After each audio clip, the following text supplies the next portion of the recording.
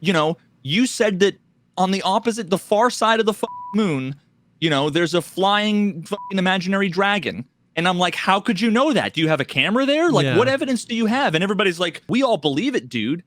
Yeah. We all believe it. It's, everybody said it. Someone posted a Reddit post about how they believe it for whatever reason. It's like, okay, well then where's the picture? Show me like a video. Why should I believe it?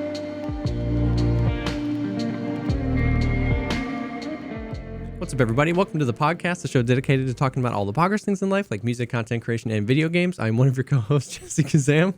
Every time, dude. I knew. Every time. I am Veritas, fucking giggle master. And a baddie, apparently. Supreme. Yeah, oh, yeah, dude. Dude, I saw the... I've been wearing... I bought a t-shirt, a hoodie, and then the jersey just came. Dude, the jersey is sick. Kings just dropped one too, and it's pretty sick too. I'm like, God dang, I need some jerseys. Yeah. So I'm gonna be most likely setting up my merch through you. You set up your merch to the same folks, right? Yep. Mm-hmm. Yeah, so I think I'm gonna be doing that soon. I have a few designs. Yeah, they're awesome. I just gotta nail everything down. Yeah.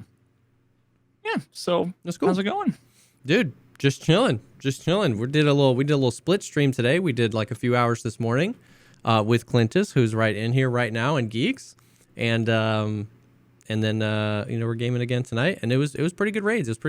I'm trying to game more in the morning for like a plethora of reasons. One, because I want to continue to like see this difference between like the day and the night on like NA East servers, and two, for like being able to do more content and stuff like that. But so do you notice the difference?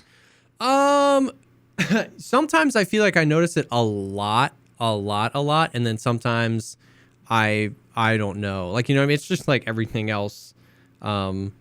We did like a few woods raids that were hella sleeper, which kind of makes sense. And that's just woods. No matter, I was just doing a bunch of woods raids and they were all entirely dead except for one where I got like 8 PMC kills. Really? Yeah, see, that's crazy. Nighttime normally is pretty poppin'. Woods is pretty poppin'. But then we did like a bunch of shoreline, and shoreline's always insane. So some days I feel like I can tell a huge difference in just the way people are playing, and sometimes I can't. But it was fun. Today was actually a pretty good day. Just a lot of lighthouse shoreline. Shoreline has just been insane. Like, there's always, I don't know, there always feels like there's one map after a wipe that has a healthy balance of everything. Like 2 wipes ago, it was reserve. Everybody was going to reserve for the loot. And now, like, people are saying, I don't play reserve, but people are saying the loot is terrible in reserve, so much so that, like, apparently it was data mined that the reserve loot got a buff. And, Lighthouse was insane, but not everybody, is. But Shoreline, right now, in my opinion, is the perfect... it's just the best overall. Like, when there's nobody, there's a reason to be there because there's loot. Most of the time, there's 8 PMCs. Like I don't know, if you're into PvP, it's been good where like I only end up looting using half my keys because after whatever wing I spawn closest to, after looting that and killing 3 PMCs, I'm 80 kilos. So it's like, well, I guess we just go. Why keep looting? You know what I mean? So I don't know. It's been nuts. It's been good. I could see that if you were like a trio, and it was a slower raid. Yeah, I don't think there would be like enough. There's like not enough treasure shit to go around. Yeah. As soon as you come across 2 PMCs, yep, then there's enough shit and loot from gear from the PvP that it'll be worth it. But yeah, no, I've had nothing but good engagements on Shoreline. Yeah, I haven't played it for a bit now that I'm done with like Shooter Born in Heaven and a few of the other quests. I've been playing a bunch of labs and a bunch of Interchange. I think like the last 2 quests I needed. I don't know if anything comes after. I just finished Tarkov Shooter Part 8 like an hour ago. It was one of the it was 2 hours of like, where the fuck is everybody? Yeah. I'd see like a duo and I'd like hit one with an arm shot and then try to be like tactical and reposition, and then it was like, where'd they go? They I just never gone. Found them ever again. Yep. And then this last raid, there was like a bunch of dudes up on like one of the hills over by the village. Yeah. The not the sunken village, but the other village. What, by the car there. extract?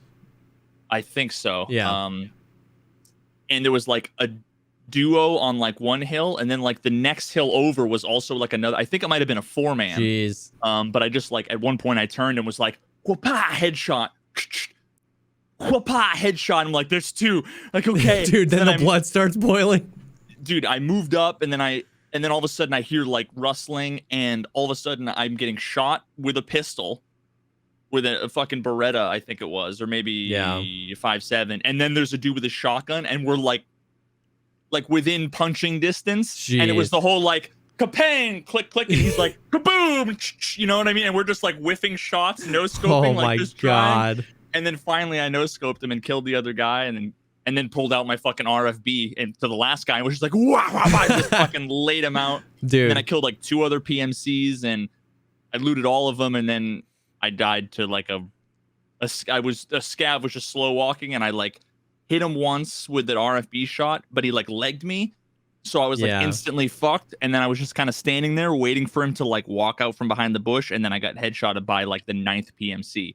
Jeez. At the end of the road. Like, but so I finished the fucking quest. I'm just glad it's done. That quest is brutal. But yeah, so now I'm just working on Sellout, killing Killa. I did maybe 30 hours of Interchange. Came across Killa 3 times. First time, insta die. Second time, he was literally just standing in the middle, out in the open, in the car park area. Yeah. But it was like pitch black. Like my fucking brightness on my monitor is at like 100, post effects, everything, and I just couldn't see him. And I'm pretty sure I hit him straight in the fucking head with I think I had like M80 or something. I had an RSAS. Yep. No, actually it might have been M62, I think, and it didn't even register as a hit, and he just fucking laid me out with BS. Yep. The third time, yesterday, I kill him, I loot him, I'm like, yes, grab all his shit, and I'm like, let's fucking go. Like 2 minutes into the raid, I'm like, time to go. And then all of a sudden, I hear like, you can just tell when you hear the footsteps coming, and it's like, I instantly feel sketched out. The guy jumps up onto the fucking thing and just flashlight and just starts spraying me. I start spraying back. I fucking flank around, run all the way around, and I'm hiding in like one of those obscure, like back of the fucking building. One of the places with the wooden floors where it doesn't sound like wooden floors. All it is like a register and some like changing booths. Yeah. Yep. And I'm like there, not even healing, just waiting, just listening to him kill another guy. And then he turns the corner, pre-firing, and I pre-fired the fuck out of him. And it's like, even if you're a cheater, you can't beat pre-fire. And I fucking killed him. Yep. Wicked sketchy. I didn't even loot him. I'm like, nope, I'm just getting the fuck out of dog. Like, pop a mule, pop an SJ6. And it's like, this is like 5 minutes into the raid. Run all the way to fucking Idea. And I literally say, I'm like, this is one of those raids where I'm going to die to some dude just like out, like doing stashes or something, like 10 minutes into the raid, like randomly, just the slowest ever PMC. And all of a sudden I hear clunk, clunk, clunk coming up the escalator. Well, it's 2 scavs. So I kill them, run down the escalator, run out the front door, instantly get shot like thorax with a sniper rifle or something. So I'm running. And you know how if you go out of Idea, kind of take a right, there's like a shack. There's a fence with like a little shack there. I think there's. Yep. So I'm like running, zigzagging, because I'm like, somebody's like another fucking person is shooting me. Like, what are the fucking chances? There was a guy literally sitting in the little gap between the fence and the shack. Okay. Just sitting there. And so I'm like zigzagging, running from the other guy that sniped me. I just run right by the other guy, and then I hear a kind of a footstep where he pops out with a shotgun, running Magnum. Running 50 BMG, and 50 BMG to the chest because my armor was fucked up, my stomach was zeroed, like everything. And he just one shots me, and it was like, what are the fucking chances? Yeah, dude. Yeah. So I've killed Killa, but I just need to get his mask, the helmet. So fuck me, I guess. That's brutal. But overall, the raids have been over the last few days really good. After I switched from auto servers to a couple of specific servers, that all of a sudden now I'm killing 3, 4, 5, 6 PMCs per raid, and every fight feels fine. Yeah, even when you die. Some of the sketchy Interchange raids. Interchange, dude, it's weird how the people on Interchange. How do I put this? I've fought Axel, I fought Landmark, I fought Warrun, I fought Pestily, I fought like insert whoever you want, Breaking Skulls, a bunch of people who are very, very good at the game. And none of those engagements ever felt weird, questionable, sketchy. And yet somehow there's just so many people who are like next level. Yep. Awareness. In terms of awareness with a fucking capital A. Yep. I don't know. Yeah, dude, we ran into some craziness on Shoreline. We were doing night Shoreline, and we spawned, like, of course, by the construction blue fence area where we're trying to go resort. So we're like, okay. We moved up, and like 18 seconds later, we were getting lit up. And the dude either was cheating or had T7s because, like, it's nighttime and it was raining. And I heard the shots. He was shooting at me from like 80 meters away. And like, I got shot. I popped an SJ6 and just like ran. And like every 10 seconds, I would get shot again. And I'd get shot again. And I was like zigzagging. I was like going up to weather station. I would get shot again. I would get shot again. I would get shot again. I'm like max stamina. And I die. And I look and every single shot was M855. I was like, yeah, right. In the dark, 100 meters away, over the course of a quarter mile that I had run away from you, you're hitting me every time. I was like, well. Was it a standard account by any chance? Because normally there's been a lot of, like, I feel like so many of the cheaters, if I just had to guess, I think a lot, and again, this is just purely anecdotal, pulling out of my ass what it feels like. It feels like there's a lot of people that are probably using radar and they're EOD. Because they just feel like they're fucking untouchable. But I did get killed by a dude running 855, and he was, had one of those weird names that was standard account. And actually, there was two people that were shooting at me.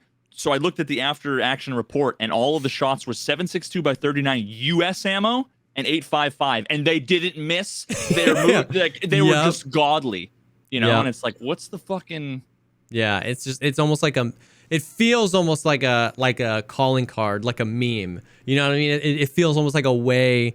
I'm pulling this out of my butt too, but it feels like if I was a cheater, I want that like little bit of like, I want you to know that I just like cheated on you. I'm just gonna use US ammo and use undetectable cheats, and it's just like, oh, I mean, it's obviously not, but Interchange though, I feel you, man. Like Interchange is so. It's been sketchier than Labs. It's so hot or cold. I had been avoiding Interchange like the plague. I got that new like quest you get at level 45 to like kill 30 PMCs in the mall. And after 22, it's like 84,000 XP. You unlock the barter for the AACPC, which is a great. So I'm like, okay, I want to do this. And the past few days, Interchange has been like amazing. I had one of the most fun fights with a 4-man, taking them out one by one by one. And like I was hurt, dude, during this fight, okay? So it was like I was with somebody, that person died, and I was just going boom, one by one by one.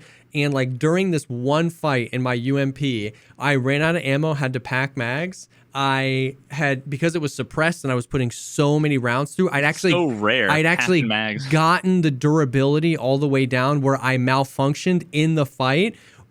Cleared the malfunction, peeked him again, got to another mag, click, got back, repacked the mag, and then killed the fourth guy. So it was like the fight. You know what I mean? Like that fight was an Escape from Tarkov trailer. Clearing bolt jams, packing mags, like it was perfect. You weren't running and then at the menu. Yeah, exactly. Then after that, I'm like packing mags again because I'm trying like picking up guns to have ammo, and I just hear like boom, boom, boom, boom, boom, boom, and I was like, no. And so I'm like, and I shoot at the scav, and he's like, yo. And I was like, bro, you gotta be. And he's like, I'm throwing my guns on the ground. He threw his guns on the ground. I looted everything up, and I was like, all right, homie, like you and me. And I gave him all the rest of the loot, anything I couldn't take. Another player scav came. We adopted him, and we went and we extracted at the scav PMC. It was like the perfect raid. And Interchange, it's just like, it's so hot or cold. It's either I can't even make it into Ollie. Like, it's just like dead, either Killa or PMCs or whatever, or it's my favorite raids of all time. It's so, I just can't tell, and I can't tell what makes it good, if it's more spawn related or if it's just server related or time of day related, but like Interchange is either so much fun or so toxic. I have had so many people. I got super lucky. There were a few quests. Speaking of Tarkov Shooter Part 8, I was trioing. I got Tarkov Shooter Part 8 done like a week or two ago. I was trioing and I finished Tarkov Shooter Part 7 while I was playing with the homies. And they were like, let's go woods again. And I was like, okay. I was like, but I even told them, I was like, I'm not really going to try for Part 8. You know what I mean? In a 3-man, it's so much harder to be like, no, don't kill him. Call him out. Like, you know, I was just like, let's play. And in that raid, I got Tarkov Shooter Part 8 done. And airdrop, it was a raid. We were like, okay, this is a dead raid. We were in the raid for like 22 minutes, hadn't seen a single PMC. And airdrop came, and we were like, oh, sick.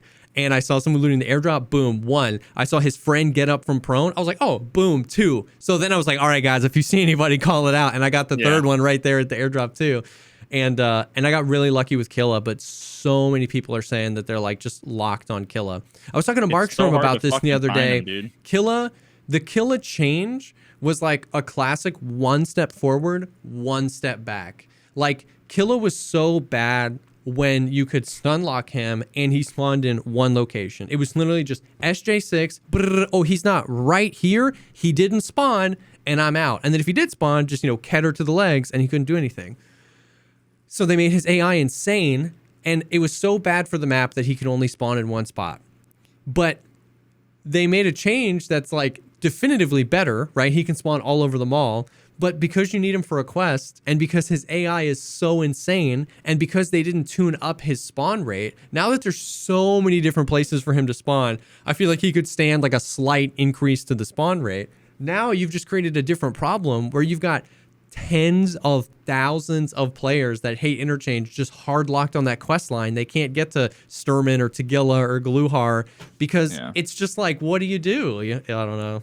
And the problem is that he doesn't do what a lot of the other scavs do that is, in my opinion, one of the strengths of the design, even if it makes it easier, which is they go Swahili and then start shooting at you, right? Like, we're not talking about the fucking, like Terminator ones, but the one like just announcing their presence before they shoot you is, whether it's intentional or not, it's like a nice element of the game design.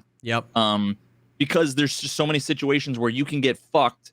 But the thing with Killa is he just stands in insert random spot in the dark, makes no noise, and then as soon as you see him, you're fucking aiming down sights, and you're already getting like, you should see when I shot him and I fucking aimed between his eyes, pulled the trigger once with the RSAS. I, according to the end screen, didn't hit him. I don't know how I didn't hit him. And I'm the king of being like, no, height over bore, whatever. This looked like exactly like it should have hit him. And then everything after that was like my arms were like this all over and I was wearing fucking slick wrist tee with an RSAS, and I didn't stand a fucking chance. Nope. And what's crazy is that it would have been the same experience if he had the PP19 with a 9mm IP.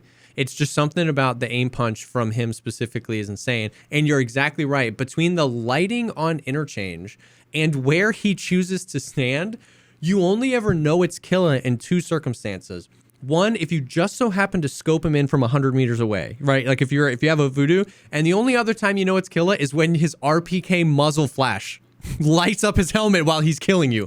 That's it. You know what I mean? Like, you know how many times I've been like, oh, there's a scav right there, and you shoot it in the head and it just dings off, and then he's just like, and you're like, what? I thought that was a normal scav. Yeah, he's brutal. He's brutal. It's 1 step forward, 1 step back. Like, it just, he needs, but I don't know. We've talked about that. We've talked about that a lot. But it's funny. I threw this at the end, but we can go over it really quickly. But I didn't even see, because I am so anti going on the Reddit now. Like, I didn't even know this was a thing. But Nikita tweeted the results of the Reddit post came in. And apparently I then went and found that Nikita posted on the Reddit. And a brave man, he literally posted, what are the most annoying things right now? Like, what are the things that get you... dude. First I've heard of it. I know. And apparently he did a poll. So he tweeted, he said... What day was that? His tweet announcing the results of the poll was on the 7th. So that was 3 days ago. So I don't know when the original Reddit post came up. But he said the main problems you're experiencing are audio issues, and then in parentheses he said 95% of the messages were audio issues in parentheses, and then the very second thing was Scav AI and the lack of Scav inertia.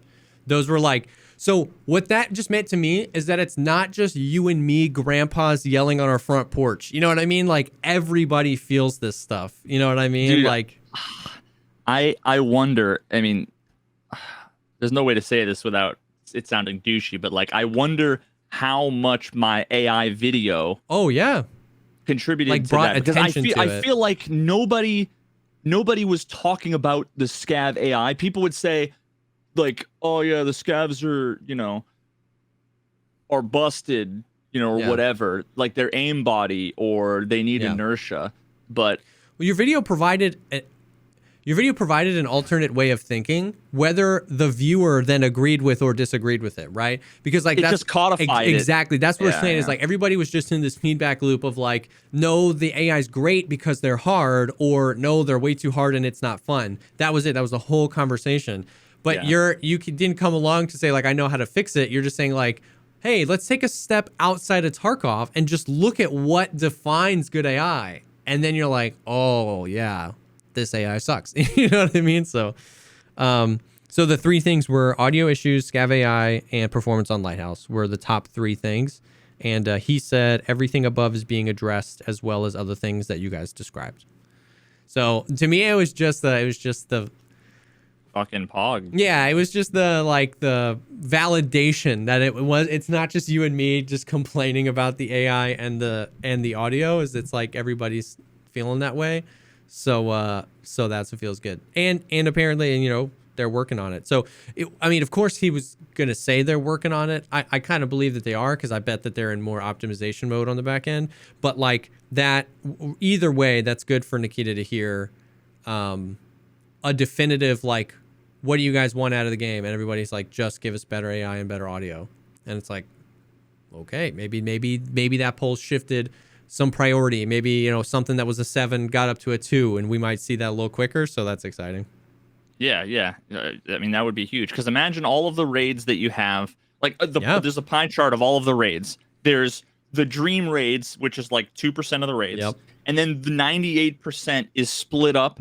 Sometimes it feels evenly between you got fucked by sound, you got fucked by cheaters, or because of the sound, it made people seem like cheaters. Yeah. Like some combination of the two. And then the third one is you get fucked by the AI just being broken. Yep.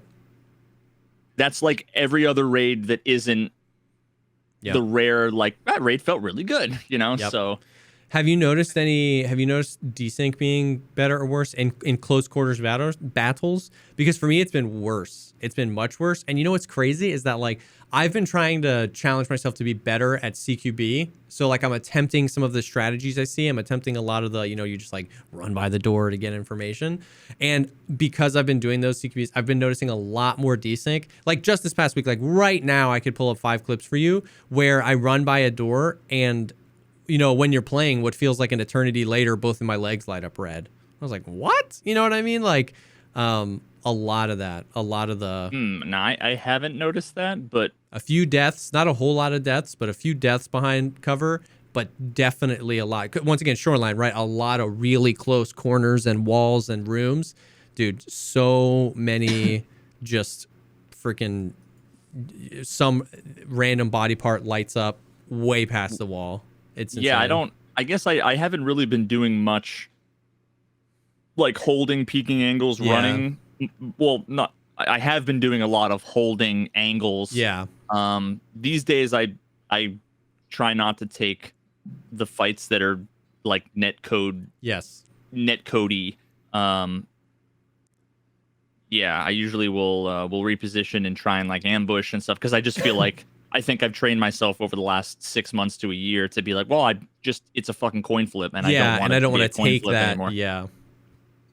So yeah, I mean, I haven't really noticed. I mean, in doing all of the sniper quests, yeah, I've been noticing the normal. I'm stuttering, moving along, like, you know, Bro. that annoying bullshit. I was watching. But that's par for the course, you know. I was watching Sea Level last night, and he was on Lighthouse, and he has his like vortex razor on the 8x, and he does like the Alt D slow peak, and he slow peaks the rogue, and the rogue is spinning in circles, and independent of the rogue spinning in circles, the mounted machine gun is just like helicopter flying around. And he was like, "Where do I shoot?" And they were just like independently spinning. It was so random. I thought they only had like a 40 Dude, degree. it was full 360. So they were bro. just bugged the fuck out. Oh my god, it was hilarious.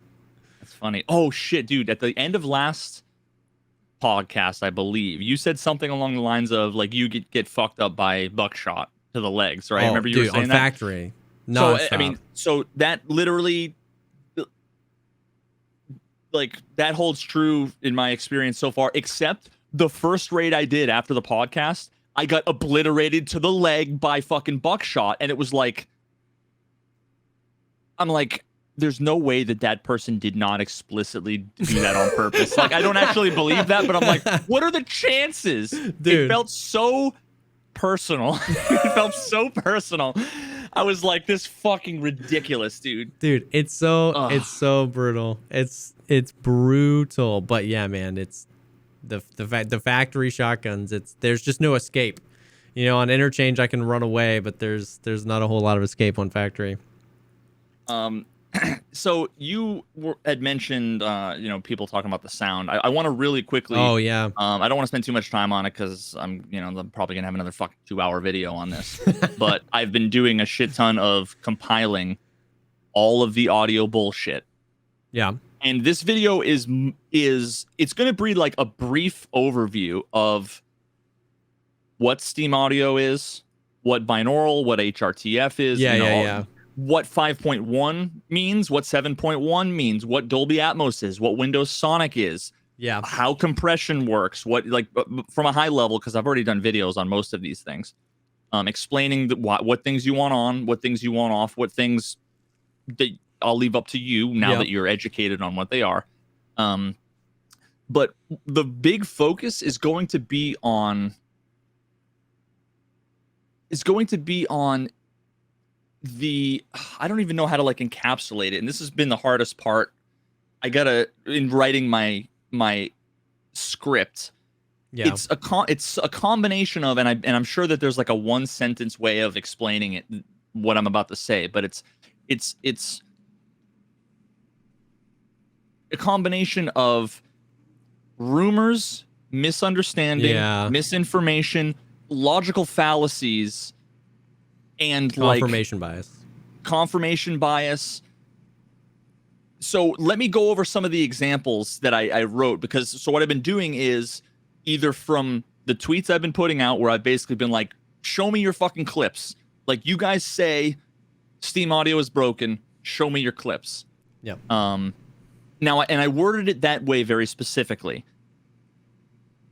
That was not those tweets were worded that way because it wasn't to say that Steam Audio doesn't have any problems. Yeah.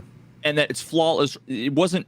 It was basically, I wanted to explicitly say, you show me clips where Steam Audio is broken so that people could provide me clips, and then I could, because I already know the answer to all of the issues, to then say, oh, 38% of the people who blame Steam Audio for this has nothing to do with Steam Audio. This whole thing, there's just so many pieces of.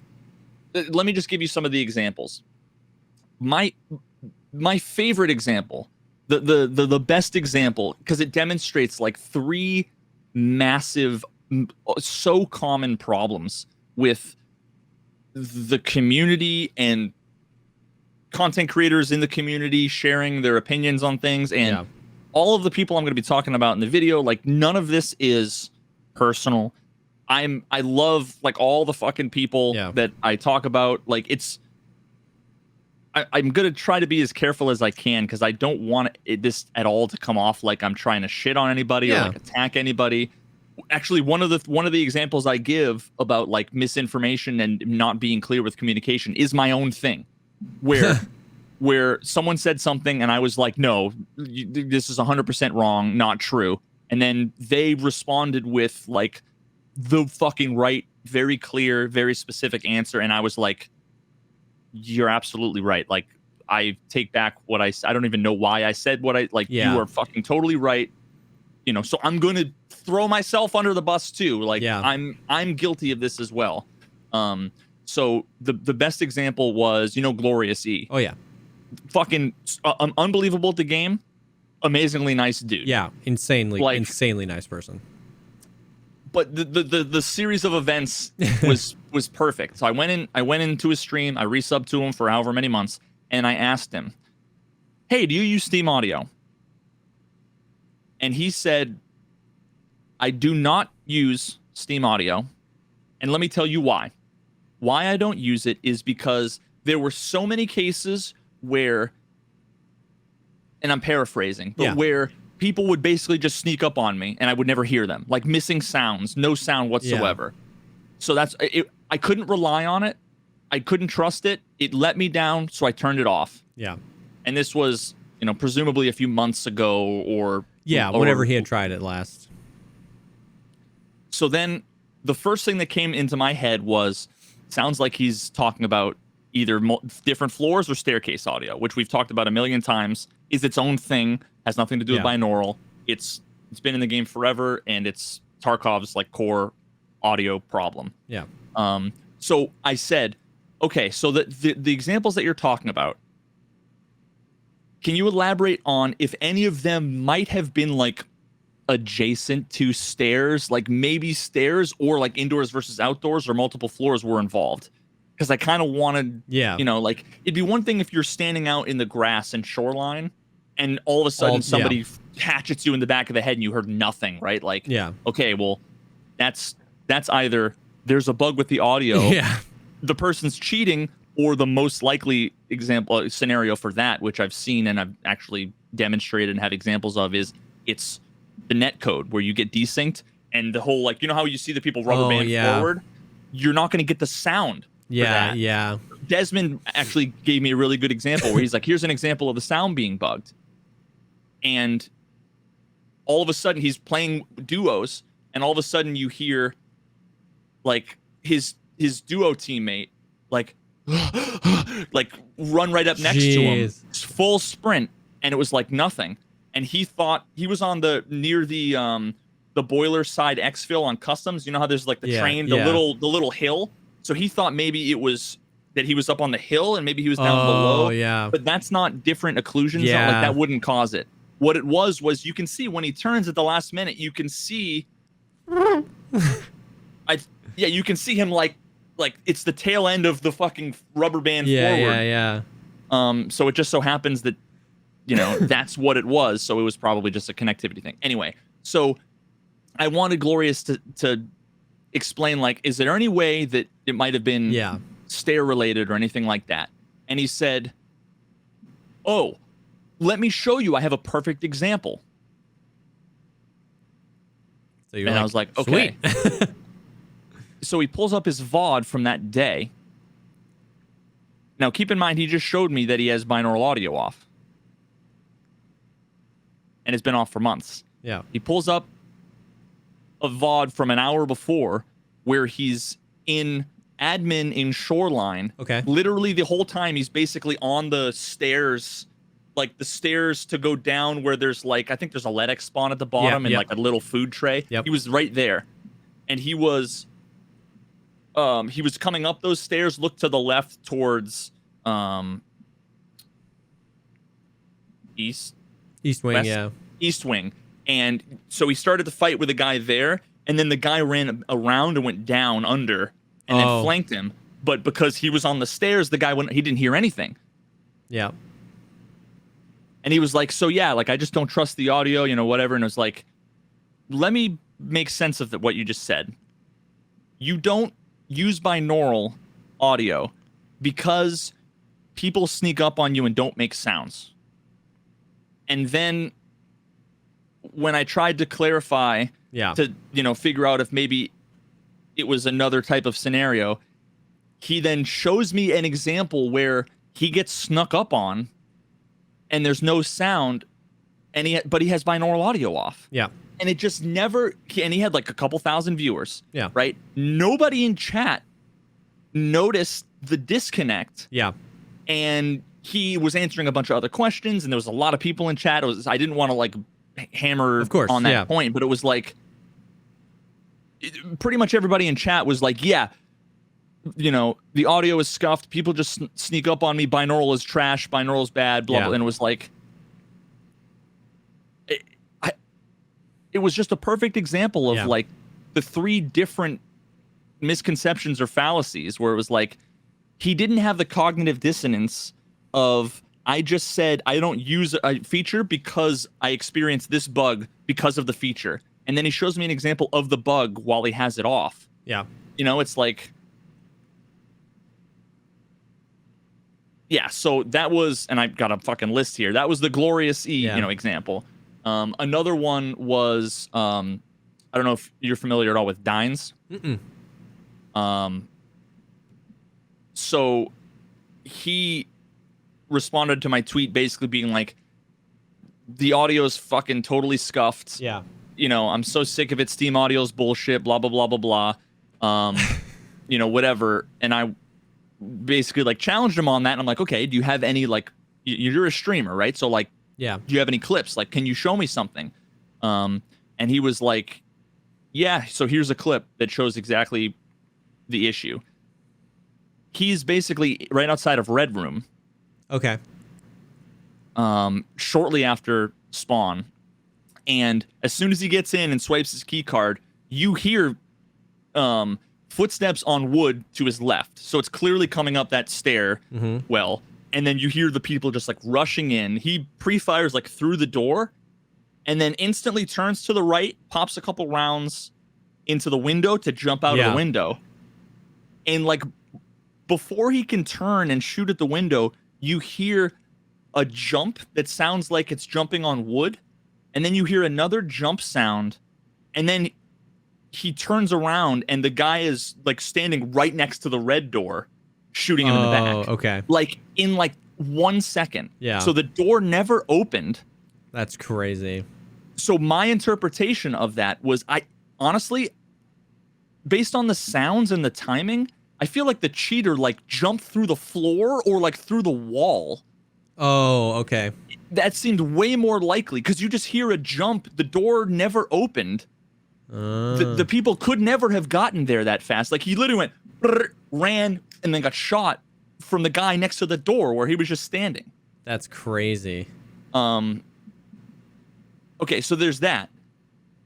So it didn't even seem like an audio issue. Yeah. And then I went and looked at a bunch of his clips because every streamer has like a fucking settings command. So I looked at the top command in the last 30 days and it was his settings. So it was like a week or two ago. He had his settings. He has binaural off. Yeah. And then there was another clip. Now this might not be relevant. I haven't had a chance to talk to him because he hasn't been live and I don't think he responded to my response on the tweet. But there was a clip from like a year ago where he was showing his like Arctic earphone audio settings and he had 7.1 Dolby surround on. Gotcha. So there's that might also complicate the issue. And it also had like a shit ton of other like there was compression maxed out and just a whole bunch of other stuff inside of that software. And then based on the wording of his responses, he was effectively saying, I'm so sick of the shitty Tarkov Steam audio. I wish we could have the system we used to have. I wish we could go back. Which made me think he doesn't realize that Steam audio is that checkbox. Yeah. So he doesn't have it on. He blamed it on Steam audio. It wasn't even an audio issue. It was probably a cheater. So it was like 7 other things. You know what? That's so funny. Like, I wish we could poll the entire Escape from Tarkov community and figure out how many people think Steam audio is on by default. And how many people don't know that binaural audio is Steam audio. Did you see my poll? YouTube or Twitter? On Twitter. So I did a poll recently. So I've been trying to answer that question, but like piece by piece without being explicit because I don't want to ask specific things because then people will. Yeah, of course. You know? Yeah. So I said, I want to get an idea for how many of the community has Steam Audio / binaural sound enabled in the game, not enabled, if you had it on but turned it off. So there was 4 options: binaural sound on, binaural sound off, on, but then later turned it off. So it's off, but they had it on at one point, and then I don't know. So 57% have it on, 14% have it off, 14% have it off after they had turned it on, and 15%, actually 16 if you round up, say they don't even know. So, and then based on all the responses, I mean, I had to screenshot all of these, and I'm going to have to break all of the ones down for like, these are all the people that you can break it down. If there's 100 responses, like 80 of them are, it's bad and I turned it off because people sneak up on me or because I can't hear anything on stairs. Yeah. Which is like nothing to do with Steam Audio. Yeah. And then I would say the other 20% are, they hear like the scav voice lines cut in and out, or like the grenade pins unlocking sounds. Yeah. And at this point, I was skeptical of it before, but at this point I am willing to concede that that is, as far as I can tell, a binaural audio specific issue for whatever reason. Yeah. In my opinion, like I'll stream the last like fucking 30 hours I've streamed. I've maybe noticed 3 or 4 times where it's happened. And even then it's like instantly I'd recognize that it's that thing, and I just move on with my day. I was talking to Sacriel because after a lot of these things, he was like, oh, do you use it? Like, tell me more about it. Yeah. And he turned it on, and he acknowledged that like the positional audio is way better, but he basically said the game is completely unplayable because of that. Like, it completely ruins his experience. It distracts him. It's constant. I'm kind of skeptical. I watched a few hours of his stream, and there was maybe 1 instance per raid, but he did like, he'd hear like a little click to his right, and he would go like prone for like 5 minutes, like waiting for a grenade to be thrown or something. Like for me, I would just be like, is that a grenade? And wait for them to throw it. And if I didn't hear anything, I'd just move on with my day. Yeah. So I had maybe a similar he hears person it more often. I had a similar person come in and chat the other day that said, I don't like it because of the ghost sounds. And I was like, elaborate. What do you mean? And they were like, doors and grenade pins and stuff like that. And I didn't know. I was like, I have it on, so I don't know if that's a specific thing. But I was like, I said something similar. I was like, even if we can acknowledge that that is a binaural audio specific bug, that is infinitely less value. Like that's less important to me than accurate positional audio when somebody's trying to kill me. A random piece of audio playing almost always in the first 30 seconds of a raid when nobody's trying to kill me, like I can get over that if I can position people better when they're trying to kill me. You know what I mean? Like I agree with that those totally. of those times I hear those sounds, I feel like 75 to 85% of it is within the first 30 seconds of a raid. You hear a scav mumble, you hear a pin, you hear a key. I don't know if that's somebody unlocking a key or key.mp3 accidentally playing. But either way, I'm never worried in those first 30 seconds of the raid. But having better positional audio when I hear somebody running above me is, I don't know, like I'll take that trade.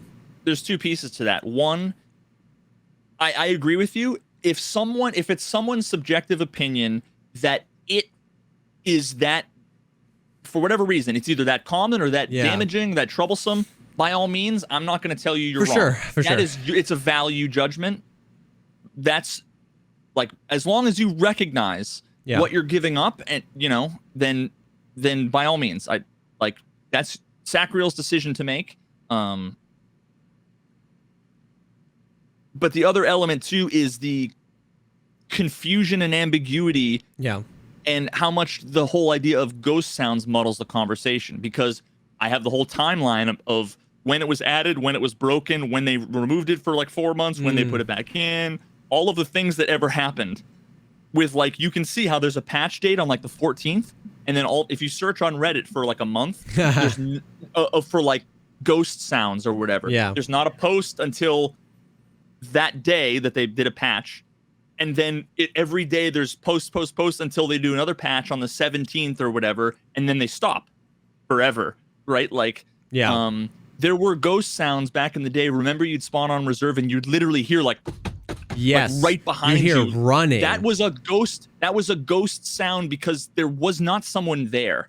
Yeah. That's actually different than what we hear now. What we hear now is you're hearing something that you shouldn't hear because of the distance. Yeah. But in almost every case that I can tell, there is somebody, like if there's a scav that like you hear really loud and then goes quiet, if you look off in the distance, you'll almost always see the scav like 60 meters away in woods or whatever. Yeah. Like there actually sounds on the map that for some reason it's getting, and then but so there's like a difference between like ghost sounds, quote unquote. I mean it's like a you could say I'm being pedantic, but it's different people mean different things when they say ghost sounds. If you're just hearing random sounds that are completely not relevant to like the raid you're in, you know, that's a little bit different than you get sounds that are loud and then get cut off that are actually like things happening. You hear, you know, whatever. So anyway, that was another thing. I killed Breaking Skulls. Another fucking longtime OG homie of mine. And in one of the buildings on reserve where we were both on like wood, he has binaural off. I had it on. I knew exactly where he was. I fucking like I had all full information, and I completely like I just played as if I knew all the information because I had all the information. He was like standing there holding.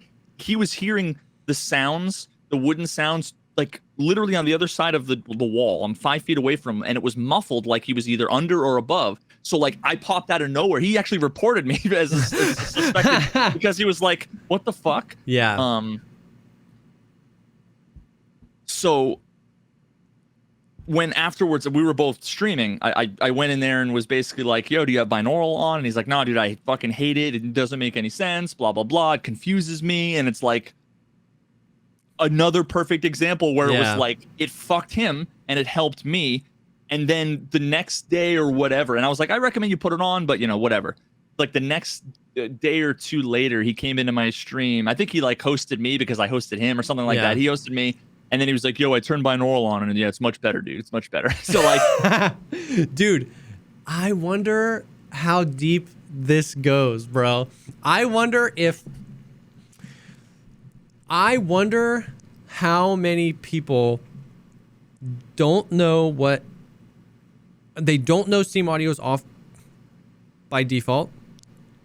And so, because like, what am I trying to say? How many times can people say, I don't like Steam Audio because I can't hear where people are, and then show you a clip of with Steam Audio off, not being able to hear where people are, before you start to question, you just don't know that Steam Audio is off. Right, or you're not aware Steam Audio is off. You think it's on, and you're associating all these problems you're having on your day-to-day to Steam Audio when it's not even on. And then I also wonder, if you peel back the layer, I wonder how many people think the cheater problem is so much worse than it is because they have Steam Audio off. You know what I mean? Like people not being able to identify where somebody is, and then when they die, they assume like that. Like in a situation like that, if to me, the player, you're like, if we're fighting, if to me your sound is muffled as if it's a floor below me, and then you kill me, like you get a peek before I ever saw you, I would think you shot me through the floor. But you didn't. It was a combination of maybe a little bit of desync, and you had, you know, I had binaural audio off. So I wonder how many people don't know it's off by default. They think it's on by default. All of their audio woes, they then apply to Steam Audio. And because they can't hear anything and they die from places they can't see, they think there's cheaters rampant in the game. Because I tell you this all the time, I still just don't get how people come into my chat and they're like, I played and I died to cheaters 5 times back to back to back. I'm like, it is so much more likely to me that you just have Steam Audio, like you're just having audio problems, you know what I mean? Maybe you didn't realize the staircase audio sucks, and then you were on Shoreline, you didn't know that they could drop below you. Like, because think about how many things, like you have to be really into the game to like know that staircase audio sucks. If you're on shoreline, somebody flanks underneath you, you're not going to be able to hear them. And then maybe you get a little desync. And then maybe if you have, maybe that was your 5 times in a row, like, because it feels unlikely that you died to cheaters 5 times in a row. I don't know, man. I wonder how much this touches people just misunderstanding, even just at its core, what binaural audio is and how to turn it on. That's why I'm doing this video, because it's like a nine-sided fucking problem where, again, I've been begging the community. Like, you know how many people fucking hate me and want to prove me wrong? I'm like, fucking bring it on. Yeah. Everybody and everybody, bring it on. Show me your clips. 100% of the clips are either the little blips of audio, which is like, okay, I understand those all get put in a bucket of like, that's an issue.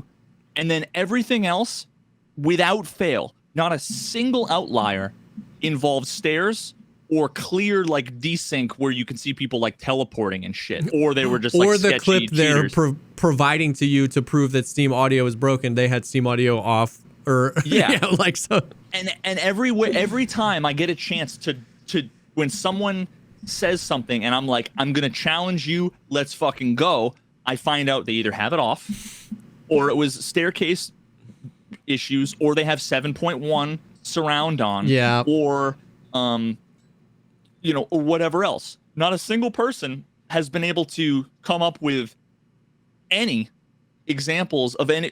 So many people have said, I can't tell the difference. I turned it on and then I suddenly couldn't tell the difference between above and below and in front and behind. And it was like, I'm sorry, what? Yeah, like, send me that clip. That's literally, send me the clip, because I should be able to hear what you're hearing. Yeah.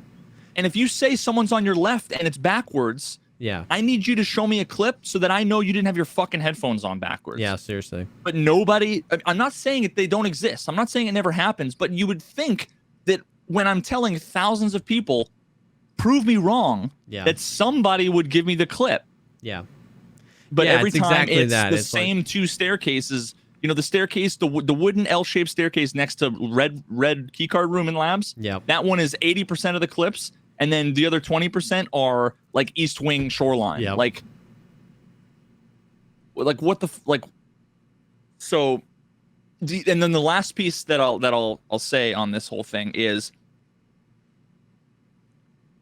without fail, I'd say 90% of the time, even the people that agree that Steam audio like works for them and they like it. So I have in the notes here that friendly guy example, because ever since you pointed out the video, I subbed to him and he's just such a nice fucking wholesome dude. So I went and subbed to him on Twitch, and this was the day I was going through and trying to like interview as many streamers and get clips of as much as I could. When I asked him if he had Steam audio on, he was like, I don't even know. He had it on, but before he even said that, he's like, I have no trouble telling above and below. I have no issues, whatever, blah, blah, blah. But before that, he said, the only thing I have issue with is vertical audio. And then I was like, can you elaborate on that? Yeah. What do you mean when you say and he said, okay, well, not really vertical audio, because I can tell when people are above and below me just fine. What I mean is staircases. So it was like, like fuck. If I had not asked him to elaborate, there would have been one more person saying vertical audio doesn't work with binaural. Yep. And then everybody else going, it's and it's like, so I just have this video is one giant, okay, these 74 people all said this. Here's how they're all demonstrably wrong. Yeah. These 112 people said this. Here's how they're all fucking demonstrably wrong. And by the way, you in the YouTube comments, the reason this is important isn't so that Jesse and Veritas can meme about how we were right and everybody else was wrong. The reason this is important is if you want Nikita posting Reddit posts asking for feedback and then acting on that feedback, what we don't want is a whole team of people looking for a bug in a place there isn't one.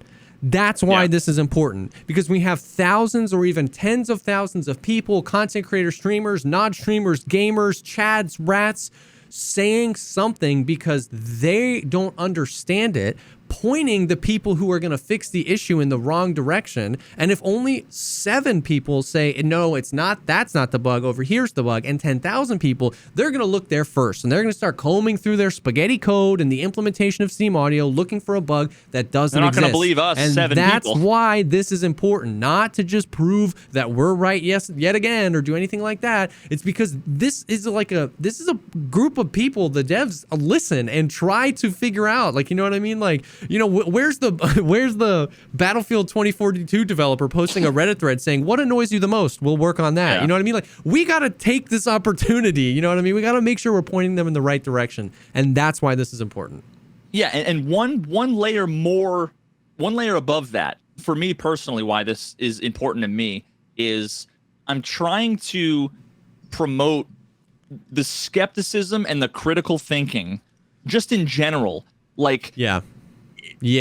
I don't, it's so hard for me to do this and separate the two. I'm not here to like shame the community. I don't want anybody to feel bad or to feel stupid or like, that's not my point. Even though I know that a million people are going to say that that's my point. Yeah. That's the fucking curse that, you know, I live with. But what I'm trying to do is like take the mirror and point it at everyone and say, hey guys, thousands of you all had the same echo chamber ideas. As a community, can we just be more skeptical, be more critical about, and even in amongst all of these things, I found like 700 other examples. So for example, the Breaking Skulls thing, when I killed him, he, in the kill feed, so first of all, the raid time said 13 minutes and 35 seconds. Yeah. When he looked in his kill feed, he killed a PMC 5 minutes in, and then a PMC at 13 minutes and 58 seconds. So he concluded, oh shit, we traded.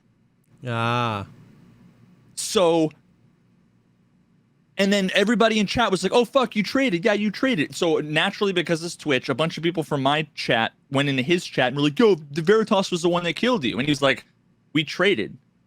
And his chat was like, yeah, dude, they traded. Like, and of course, people are like, no, dude, he's still like running around. He survived. So now Skulls and all the people in his chat are all like questioning the reality of, they told me I killed somebody and he's not dead. Wow, that whole raid was so fucked. The sound was fucked. All of the info at the end of the raid was fucked. Well, I went back and watched the VOD. He killed a PMC 5 minutes in, and then 13 minutes in, he killed another PMC. I think he thought it was a scav because the guy was just standing there and he's like, prap, and they just fell dead, didn't make a noise. Yeah. And then 5 minutes later, we got in that fight, but like the raid timer wasn't right. Like the end of raid, like the raid time is almost always like not like how long you spent in that raid. You might have been in the raid for 17 minutes, but it'll say 13 minutes. Because you can always see something like very often your last kill is after the raid time. And people are like, oh, they must have bled out. As if like that list, like imagine it says like you got killed by this person. Imagine if you hit next right away, you'd see one name, but if you waited 5 minutes and you hit next, it would say 2. Like no, your client already has all that information. It's not like it's fucking real time. But so they were all under the illusion that all of these other complicated things, when it was like, no, dude, you just forgot you killed 2 people. Yeah. But now there's this whole conspiracy around like, wow, the game is completely fucked. I can't trust anything because... Yeah, there's got to be like a scientific term for it, but it's like if you believe that the foundation of your reality is cracked, then it's just the easiest scapegoat for everything. If I misremember something, it's easier to say this is broken than to like, you know what I mean? It's hard to be like, maybe I just didn't remember I killed that guy. It's just like, oh yeah, it's just, if you already think that the whole thing is messed up, it's so easy to point everything down at that. It's a combination of like kind of conspiracy theory adjacent kind of thinking where once you fall into it, it's like impossible to fall out. But it's a combination of that and confirmation bias. It's partially it's post-hoc rationalization. So you make a conclusion and then you then there might be some cognitive dissonance. So after the fact, you need to then like you need to arrange all of the pieces in a way in which it makes sense. Yeah. Oh, there must have been like super bad desync, and that explains why I didn't hear him and why it says we traded. No, you didn't hear him because binaural audio and it was off, and you didn't trade. You just because you forgot. PMC. Yeah. Yeah. So it's just amazing how many elements I'm finding every time I look at anything.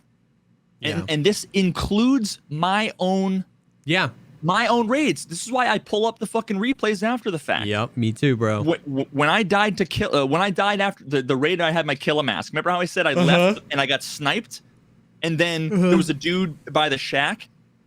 What the series of events that I put together in my head was, I got sniped from like 50 meters to my left. And I full sprinted, 30 meters to my right. Yeah. And when I got there, the guy had essentially speed hack teleported and killed me. But in reality, it was just two people. One dude was just sitting in a bush, and the other guy was just sniping me from like the parking garage. Yep. But like I reported the guy. I reported him, and then he was like, dude, sorry, I was, fucking just doing stash runs or whatever, kind of taking my time trying to get shotgun kills, and all of a sudden I hear a PMC panting running around the corner, and I just shot you. And it was like, and then I watched the video again, I was like, oh, you can even hear him like shuffle behind the fence while I'm running up. Yeah. But I was convinced the dude was like speed hacked over to me because I had the Killa mask and the Killa armor and the fucking gun with BS ammo. Yep. Dude, it's amazing how many times, like if you watch your own death back, like the replay, it's amazing how many times there's like information that you didn't get. Like you were saying, like when you watched it back, you were like, I heard him. You know what I mean? Or like I do that all the time where I'm like, and I'm like, let's watch it back. And then I'm like, oh yeah, there was two. Like I see him right here. It's just like, like how many times people, or even like this is another one you get all the time where like people die in a like slightly suspicious way. And they look and they're like, all I got hit from was 55A1. There's no way like that guy was cheating. And it's like if two different people shot at you with 855A1, like just because you only got hit with 855A1 does not mean that guy was cheating. You know what I mean? Like it could have been a separate guy with a similar gun. If it was a duo, they could have been running similar loadouts. You know what I mean? That like, yeah, it's that post-hoc rationalization, I think, where it's like I am already arrived at this conclusion, so what evidence can I find that supports this conclusion? Oh, I only got hit by 55A1. That guy was back there, and then he killed me from the front. Must have been cheating. Yep. It's like, like... Yesterday, I had a really sus raid. The raid right after that, it wasn't sus at all. It was like a fight with a dude that didn't end with either of us dying. I then took 10 minutes to clear the area, except for 1 square meter. Dude. Underground in labs, you know how there's I think you can take the backpack exfil. It's where there's like a red light and there's like water on the floor. You know how there's like a little kind of cubby there. Yep. So I fought a guy that was over in that area. There was like 3 dead raiders. I took 10 minutes clearing everything, except I didn't go down that hall. I peeked down the hall, didn't see anything. I went literally all the way up and around to the other side like 10 minutes later, and then I get there and I'm walking down the hall there, and I get hit twice. I go prone behind the box, and I'm dead. And it was like, didn't see him. Yep. Why would he be there? 10 minutes later, there was 3 bodies. Like, he should have looted it. I cleared everything. Like, what the fuck is going on? And it was one of those 30-follower TTV name guys with 1 VOD ever. Yeah. Where I'm like, come the fuck on. And of course, I didn't report him, but I was like, coming down, because I was just frustrated, salty and frustrated, and it was like, why are none of these things feel good? And then randomly, about 40 minutes later, the dude comes into my chat. First time chatter was like, yo, that was me, whatever. And he had recordings. He wasn't streaming. He had like shadow play recordings, and he showed me. He was just like taking forever to loot, thought that I was around, was playing super, super, super slow, was in that really dark corner, couldn't see anything. Yep. And he had, I forget what he had, but it was like a gun with a shit ton of recoil. You could hear me coming, clunk, clunk, clunk, clunk, clunk, clunk, clunk. and he peeks down the thing, hits me with a couple of bullets. I go prone behind the box, and he just point fires like, and one of them just happened to hit me. And it was like, I have to. Every part of that was sketchy to me. The fact that like, yeah, I hit him with a bunch of BP in the helmet. I thought I did. Like, why the fuck? It was all the more information you have. Yep. The more you're able to come to like a rational conclusion, as long as you don't start with a conclusion and then try and fucking jerry-rig the evidence to fit your conclusion. Dude. And so many players, including myself, I literally just did a video about it. Like my lessons from Beyond the Grave series on YouTube is literally, I suck at Tarkov and I'm trying to get better and I'm going to make a YouTube video about it. Like I make no claims about being a good player. So when I say that most players do this, I include myself. But like going back to like the subconscious, what the current system of Tarkov breeds into us is we only check the angles where people are most often. Well, because there's 9 billion angles, so it's an efficiency thing. Well, yes and no. Well, you're absolutely right. There are too many angles to check all the time. But when I don't know if you saw, but I did a side-by-side lesson from Beyond the Grave. I fought Landmark in Shoreline, and it actually that video did really well. And I asked him if it was okay. But like, let me ask you real quick: was it sketchy? No. Unfortunately, I knew it was Landmark because chat can't ever let a good thing just happen, right? I engaged with him in the East Wing, and my chat went Landmark, Landmark, Landmark, Landmark, Landmark. So I threw a nade and just ran away. I was like, screw you, chat. Like, I'm not doing this. So I was like, I'm gonna run to admin and just. If I run back into him, I run back into him, and then I ran back into him, and he was like Landmark, Landmark, Landmark, Landmark. So I was like, I guess we're just gonna fight. Anyways, what I mean to say is like, there's a lot of top tier like Chad players. You know what I mean? I just watch Landmark the most. I talk about him a lot. It's not because it's only because when I get off from my stream, I go lay on the couch. He's always on. I put him on and then I fall asleep. Like I watch a lot of Landmark. I like watching him. It's not because like there's a lot of guys, but those top tier guys like Landmark, they check so many more angles than I do. Like he's so much better about not getting tunnel vision. When he's in a fight, even if he thinks or he's heard I'm here, he's just like this crazy meta aware about like, yeah, but somebody might have heard those shots because we're in a fight that's lasting long. I shot at him, he shot at me. So even if he knows I'm down this hallway because of where I shot him last, when he runs upstairs, he'll just go check, check, check, boom, and make his move. And I just swing around corners. You know what I mean? I'm just like, he's over there. What do I have to worry about? And well, half the time you're also reading chat and responding. Like a lot of those, nothing against Landmark, but a lot of the guys who were like crazy good at PvP, their interaction with chat is less because you can't be that focused on the game, and also be super interactive. But even I'm saying a lot of like players do this, even non-streamers. It's just we think we check because of how predictable the game can be. We only really check the most predictable angles. You know what I mean? And I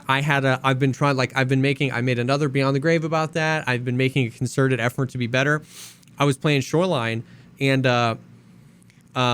the West Wing is the one with the actual basement, with like the pool. You can go all the way across like the basement. So we were West Wing. He was at the staircase by the admin where you can go down to the basement, and he was coming up and I was on the first floor, and we both like point fired. He hit me, I hit him, and I could tell he went down, and I was like pushing down a staircase into a guy that's probably waiting for you, and I was like, I don't want to do this. I was like, what should I do, chap? So I run all the way down the hall to the other end, and I go down the basement. And about halfway by the pool, I slow down and I start kind of like slow walking. And then as I get up, I'm creep walking. And as I'm doing this, I'm doubting myself. I'm like, so much time has passed. This flank was so long. There's no way he's still down there. He waited 5 seconds for me. Dude, okay, I'm looking to my left. I'm slow creeping. I'm not stopped. I'm actually moving. I hear something to my right. And down there is like a closet. He went in there, ditched his backpack, and ran out and basically brushed shoulders with me and just kept running. And I just point fired him in the back of the head. And it's like, you know how mad that guy was? Like he might have even reported me. He just wasn't looking. He wasn't even looking for me. It wasn't even that dark. He just ran right by me because why would I be there? You're saying that was Landmark? Or was that no. This was a different guy. I was just saying this is like, it's just going back to the whole like awareness thing. And then, and then because so many people don't record their gameplay, they, like you said, they just like they play it back in their head, and then they come up with whatever the excuse is. Like if that dude had shadow play and he watched that clip back, he would feel like an idiot. Fuck. Not that he's a bad player. I could tell immediately he was a good player, and that was why he probably got a text and checked his phone at that very moment. That's why I was playing cautious. But it's just like, it just goes back to this. You can't, you know what I mean? I don't know. If a lot of people play with a lot less awareness than they necessarily should, and then when they die, they come up with an in-game reason. The guy was cheating, the audio sucks, the desync sucks, the this or that, and it's like, I wish everybody could just like watch their clips back. You know what I mean? I wish everybody had NVIDIA Shadow Play or whatever, or OBS replay buffer, because so much of the sus stuff is explainable if you watch it back just once. So much of it, it's insane. Yep. Yeah. So, and also I want to clarify. When I asked if your fight with Landmark was sus, I didn't. I want to get out of front of the comments.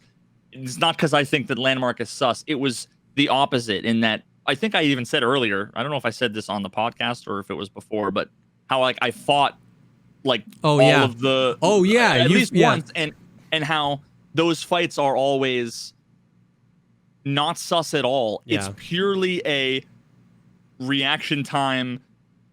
Like, we're all dealing with the same information. Yep. And it's purely a sort of luck, timing, and reaction time sort of thing. Yeah. You know, when I fought Warren, when I fought Landmark, like at no point was I ever like, he shouldn't have heard me. There's no reason why he would have checked that. It was always like, fuck, he just got better reaction time than me. Yeah. Or I got the jump on him because, you know, maybe I did something clever and, you know, he thought I was retreating. So he pushed through, you know, so yeah. 100%, dude. I actually saw somebody posted a Twitter, somebody posted a tweet of a screenshot of their YouTube comments where some dude was like, I am literally convinced that every single streamer is cheating. Like they just do really low level cheats so they don't get caught. There's just like no way. And it was just like eye roll. That was the same guy, I'm sure, that fucking called for, one peg to get banned. Oh yeah, 100%. For using a compressor. And it was like, what do you mean? It was like my fight with Landmark was like the least sus fight of that day. Like I was like super happy to be in a gunfight that lasted longer than 3 seconds with anybody, and it was with Landmark. You know what I mean? So, yeah, dude. I don't know. It just, whatever. So you mentioned that you want to talk about on switching subjects. Clean made a video kind of expressing some of his thoughts on soft skills. We've touched on this a little bit. Clean made a video, Tweak made a video reacting to it. There's a lot of thoughts around the soft skill and the soft skill system. Yeah, did we talk about this last week? I don't want to like repeat myself. It's so hard to remember what I talk about on the podcast and what we talk about all. Yeah. No, we didn't talk about this on the podcast. No. So let me try. I want to try and do like a fair sort of summary. Basically, Clean I watched the video so that I could. Yeah. Yeah. So this is basically like this has been like the best wipe in terms of like gear progression and the economy and whatever. And, you know, I would agree with him there. So what he effectively was saying was that he had at the time of this video, he had 499 raids. And he had said that he was already starting to see the skill creep effectively of the high level skills, and how, you know, he was saying that it was affecting combat. Yeah. And, you know, maybe some of the skills were like OP, right? Yeah. Is that like a... Yeah, 100%. The fact that a lot of the soft skills, the higher level or the elite perks, or in a lot of situations, both have a way too dramatic effect on a 1v1 or in a combat to make them... Yeah, so there's one... Tarkov. So he said a few different things. I will just get the things I agree with out of the way. There was the progression in the economy and everything. Like, this has definitely been the best, like, slowest progression wipe. You know, everything feels great, yada yada. I would agree that elite strength, I won't say that I think it's like OP or needs to be nerfed or whatever, but I will say that that's one of the skills that I would say has a significant effect on at least the person who has it, their gameplay experience, because you're not going to really need like mules every raid like I need now, right? Because you're not hindered by anything that's basically not shit in your backpack or your rig. Like all of your armor, your guns, like none of that matters. Okay, so there was a few things that he said that I wanna. Again, I have to caveat it like everything else. Yeah. I'm not saying he's wrong, but I am saying I am skeptical and I need evidence for me to accept them. One of them being that if you have elite perception and you have an Alton, you can hear somebody at 100 meters more so than somebody without an Alton at like level 1. Like I think that was a combination of examples he gave. He gave the example, which I don't know about this. I don't know if he was exaggerating to make a point or if he had done some testing. But the first example, he said with elite perception with an Alton on, you can hear somebody farther away than somebody with no helmet on. And then later he was just like, when he was talking about perception again, he was like, it's so broken that you can hear somebody sprinting from 100 meters away. Okay, so both of those, I'm like, I doubt. Yeah, Again, I don't. All it's going to take is someone to Yeah. fucking test it. I can't do it because I have like level 30 perception. So yeah, I don't think it's, Alton and no Alton, but it is a significant increased range where you can hear people. So what the skill advertises is 35%. Yeah, which is, What does that mean? Is the question. yeah. Because to me, 35%, just saying hearing distance plus 35%, to me, that could be anywhere from amazingly, ridiculously OP to completely inconsequential, might as well be 0. I obviously don't think it's either of the two. It's probably somewhere in between, right? But like, we don't, it's like saying the pen is 34. Like, what does that fucking mean? Like, we don't. Exactly. We don't have a your character can hear in a 16 meter radius around them. Like, so we don't have a 35% of what? Yeah. You're absolutely right. So that's one aspect of it. I'm not, unless I can hear side by side level 1 with the same exact audio setup. It would have to be. I think I might have Desmond do this because he has elite perception. Like, he's got to lead everything. Try to get an exact example of something that you can replicate with his alt account level 1 and then his maxed out account, and then I can literally compare the fucking decibels. We can compare to see what the threshold is. That's the only way. Yeah. You can't say, oh well, it feels like, almost everybody that I've talked to has either said, look at the 35%. That's enough for me to make up my mind. I don't accept that, and I also am skeptical when people say, well, it's a lot better now than it was. Like, I hear a lot further now than at the beginning of the wipe. Okay, well, at the beginning of the wipe, you weren't using Swordens every raid. There's I just don't know. I need to hear them side by side, because all the people that say that they're so sure of everything, do I need to point out all the fucking examples where they're all wrong, right? Like, so there's that, and then there's also, imagine it's 35%. So let's just say the threshold for where you'd like hear footsteps, like at the very quietest, is 100 meters at level 1. Okay. That would mean maybe one interpretation is that at elite you would hear 135 meters would be that threshold. Now I think that is about as straightforward and probably like the most significant interpretation. Yeah. Like, I don't know how 35 plus 35% would be more than something like, I don't know. It's hard to, but even then, think about a situation where you hearing somebody 130, like 135 versus 100 meters. Yeah. And what does it take? Like 2 seconds to cover 35 meters or 3 seconds or something? How often is that actually going to make a combat difference?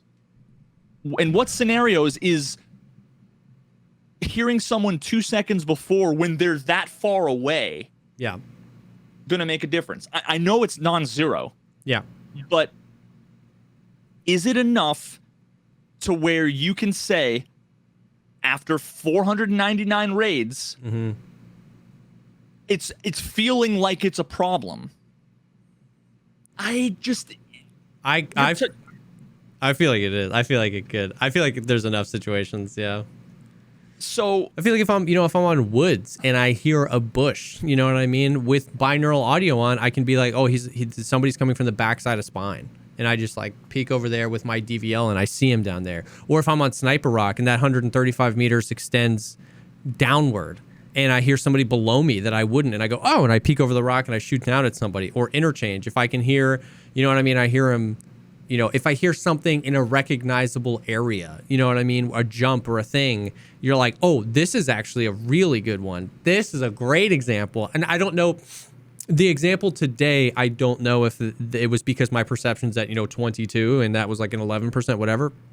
But I know that on Interchange, to come in the front revolving doors of Ollie, you have to break the glass or go to your right under the thing. And there have been many times where that information, you could be in Tech Light. I've been in, this was actually somebody, I ditched my backpack. I was getting in a fight with somebody. He took my backpack and left. I was trying to flank him. And then I was like, I guess he's not here. And I went back to my backpack and it wasn't there. I was like, what the heck? And I hear, I'm like by sports. And I'm like, you mother. And I just SJ6 and I full sprint out and I shoot him in the back and I get my backpack back.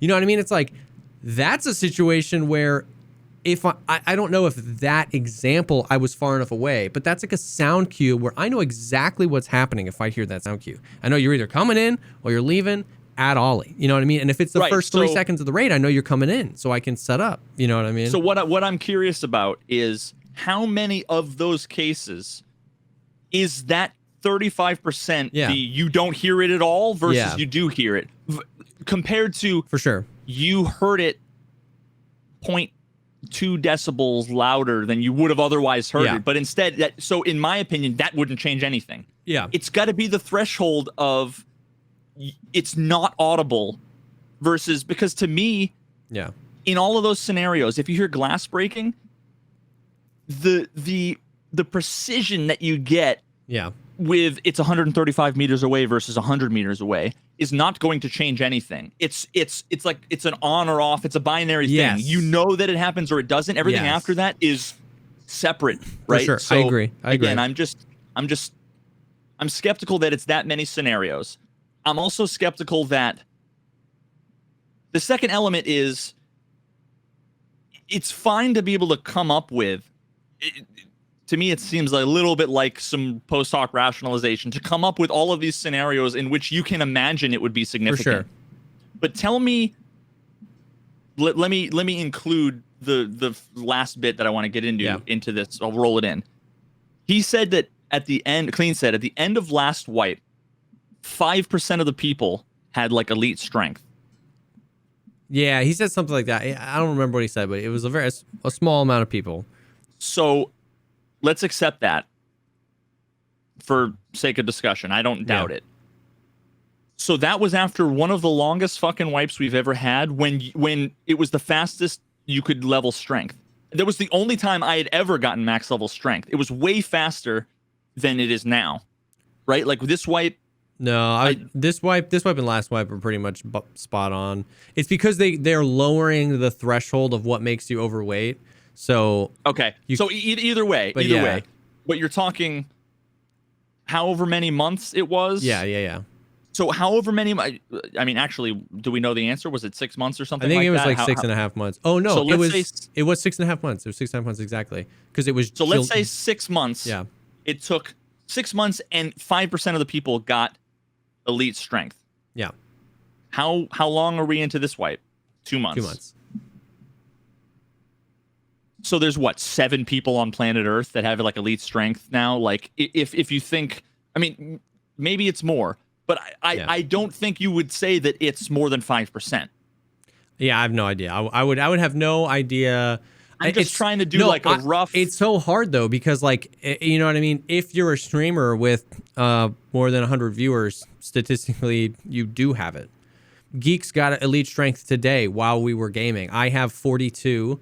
You know, Smitty, Trey, Desmond, Landmark, Toothy, they all do, and they've had it for a while. And how many of them? So I'm not saying that's bad. I'm just saying, that's another part of the discussion around. It's hard for me to say how many when all I do is watch streamers and YouTubers, and all of them have it because they play 60 hours a week. So when you're like, how much of the community? I have no idea. idea. They play a lot, and also there's some element. I don't know how much this is, but you can't deny that there's some element of like people. There's like I want to have high level skills and a high level survival rate and a lot of money. I'm a streamer, right? For sure. So they'll go in with, you did the whole call pack thing, whatever. I haven't done that. Yeah. And I'm higher level than you. And if I pull up my skills, I've just played normally. Yeah.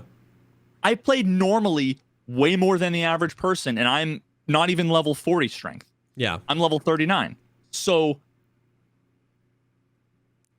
if you exclude so I get what you're the saying. top level streamers who have a motivation to max out their skills just so they can either do testing, have content, or it be a dick measuring contest, whatever it is, or because it's fun, right? Like whatever. So yeah, I would agree that means at this point in a wipe, a very small percentage of the total player base has elite strength. So let's just, I think I'm being generous when I say that, let's say max it's 5%. Let's just give him that 5% of the people right now. I think that's generous. Yeah. He's had 500 raids. That would mean that in 25 of his raids, and this assumes that it's not like a curve. It assumes that from day one, there was a 5% chance, which is obviously, I'm being more generous than I need to be. 25 raids where one PMC in one engagement might have had elite strength. Yeah. I guess what I'm trying to say is, how the fuck can you have, in such a small sample size, enough data to say now that I can see that all of the engagements, the fights I'm in, skills are becoming a problem. Yeah. And granted, this line of reasoning all comes from me. I have a lot of fucking fights. I have over 3,000 kills. Yeah. I'm approaching 900 raids, and not once have I ever been able to pull up a clip and even remotely guess what someone's strength level is. Yeah. I kill a level 13, and in the fight with the peeking and the running and the whatever, it's indistinguishable from the level 58 that I fought. Yeah. I agree. I think it's like, it's so hard. It's just so impossible to like quantify and I'll throw out even more variables, right? Like, what percentage point of of players would you imagine run slicks? You know what I mean? Like, relatively frequently. However, I would feel like I come across slicks in my raids at a higher percentage than I would guess how many people run them. And that's because that variable is, where am I going? When I go resort, I SJ6 to the resort. So I feel like I then have a higher percent chance to run across somebody with higher level strength, because Timmy Two Shoes with a level 11 strength is stash running. You know what I mean? Like, he's going to the pier, or he's still doing, Tarkov shooter part, whatever.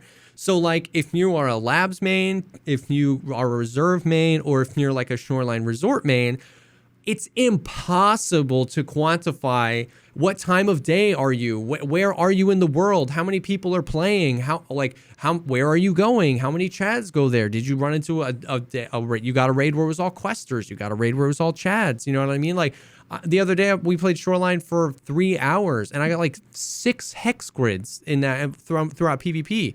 Does that mean that if I extrapolate how many people did I run into and how many hex grids did I get, that would have been approximately 20%? Does that mean I think 20% of the players of Tarkov run hex grids? Absolutely not. I was chasing that junk down. So it's just, I saw what Clean was saying as more of what we're saying about like the AI and the sound, where like his thought was like, the game's in such a good spot that it's kind of just these things left that are going to end up affecting the game.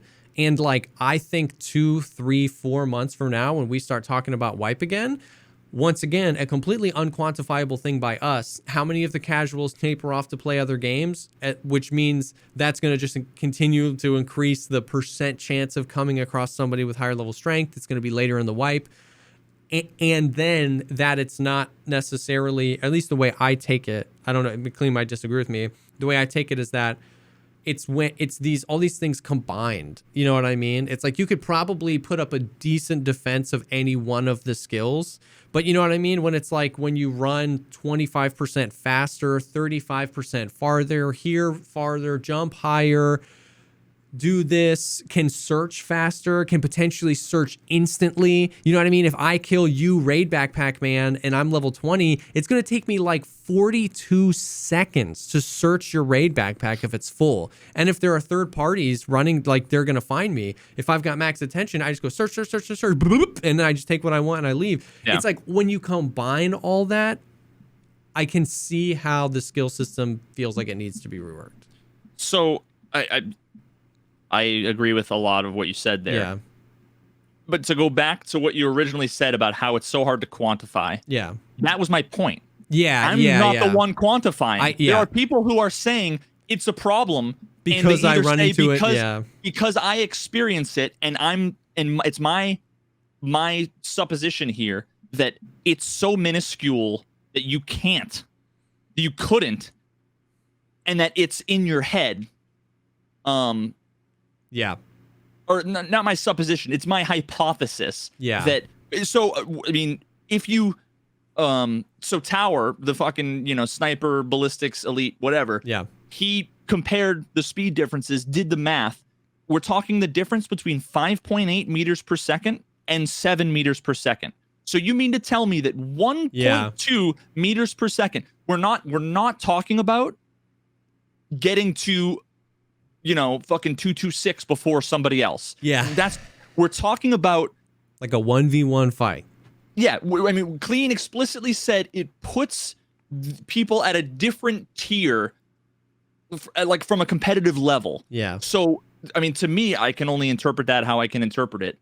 But to me, I see that as when someone says something is like OP or it needs to be nerfed or whatever, it's a combat related thing because it's the same argument around the gamma is OP or the kappa is OP.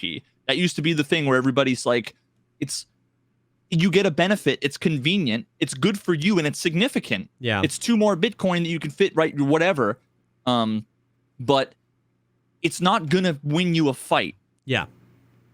So I believe that almost all of the skills are like that, unless they come out with a skill that makes it so that you get a 50% reduction in damage, like Berserker mode or whatever. Those are the things where I would say be fucking careful. Yeah. When it comes to the speed and the endurance and whatever, it's worth looking at, but also keep in mind that from level 1, you pop an SJ6 and you're fucking max level everything. You can run forever and it's irrelevant. The other thing being the hearing. I don't know what the numbers are. Eventually I'll do the testing and I'll be able to tell you. But would you say that Elite Perception is as OP if, let's say, it increases your hearing by 35%, but then what if I measure that Swordens increase your hearing by 300%? Yeah. Would that change? I don't know, but would that change anything? Because then you'd realize you just grinded for 1 billion hours to get 1/3 of a Sworden. Yeah. You can buy, headphones at level 1 for so I mean, cheap, so does that change it, right? These are all things that are things that I want people to keep in mind. Yeah. I'm at the end of the day, I'm just skeptical of the things that people say. When Clean says, I'm experiencing way more, I'm noticing the skills more in fights.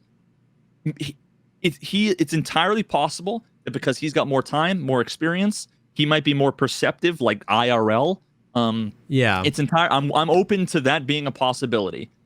But the fact that I'm approaching 10,000 hours, and I can honestly say never once in one fight have I ever, after the fact, thought about skills. Nobody ever shoots me from the spots that Will or Z goes to because he's got max level. That's all the memes that you see that some people do especially content creators that they're doing it for the content or whatever.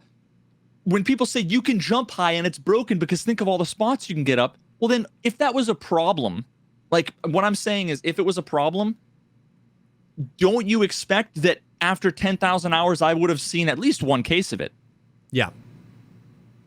So I can end this rant with, it seems like it's another example of thermals are everywhere they're a problem. Yeah. Where I basically said to all the content creators on a podcast, I'm pretty sure like there was Sacriel and Cotton and fucking Summit and Pestily. I mean, a bunch of people, a bunch of names, and they were all talking about it. They were all in agreement with thermals.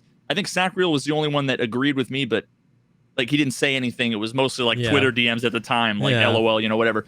But I was like, okay, well, how could you know? Like, if you get killed by a thermal, how do you know? Yeah.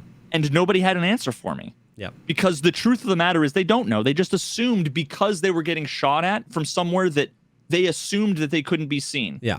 They didn't consider that maybe the guy just, you know, the bush wasn't loading in, or he it had was a some teammate LOD and was issue. calling out where he thought you were, like.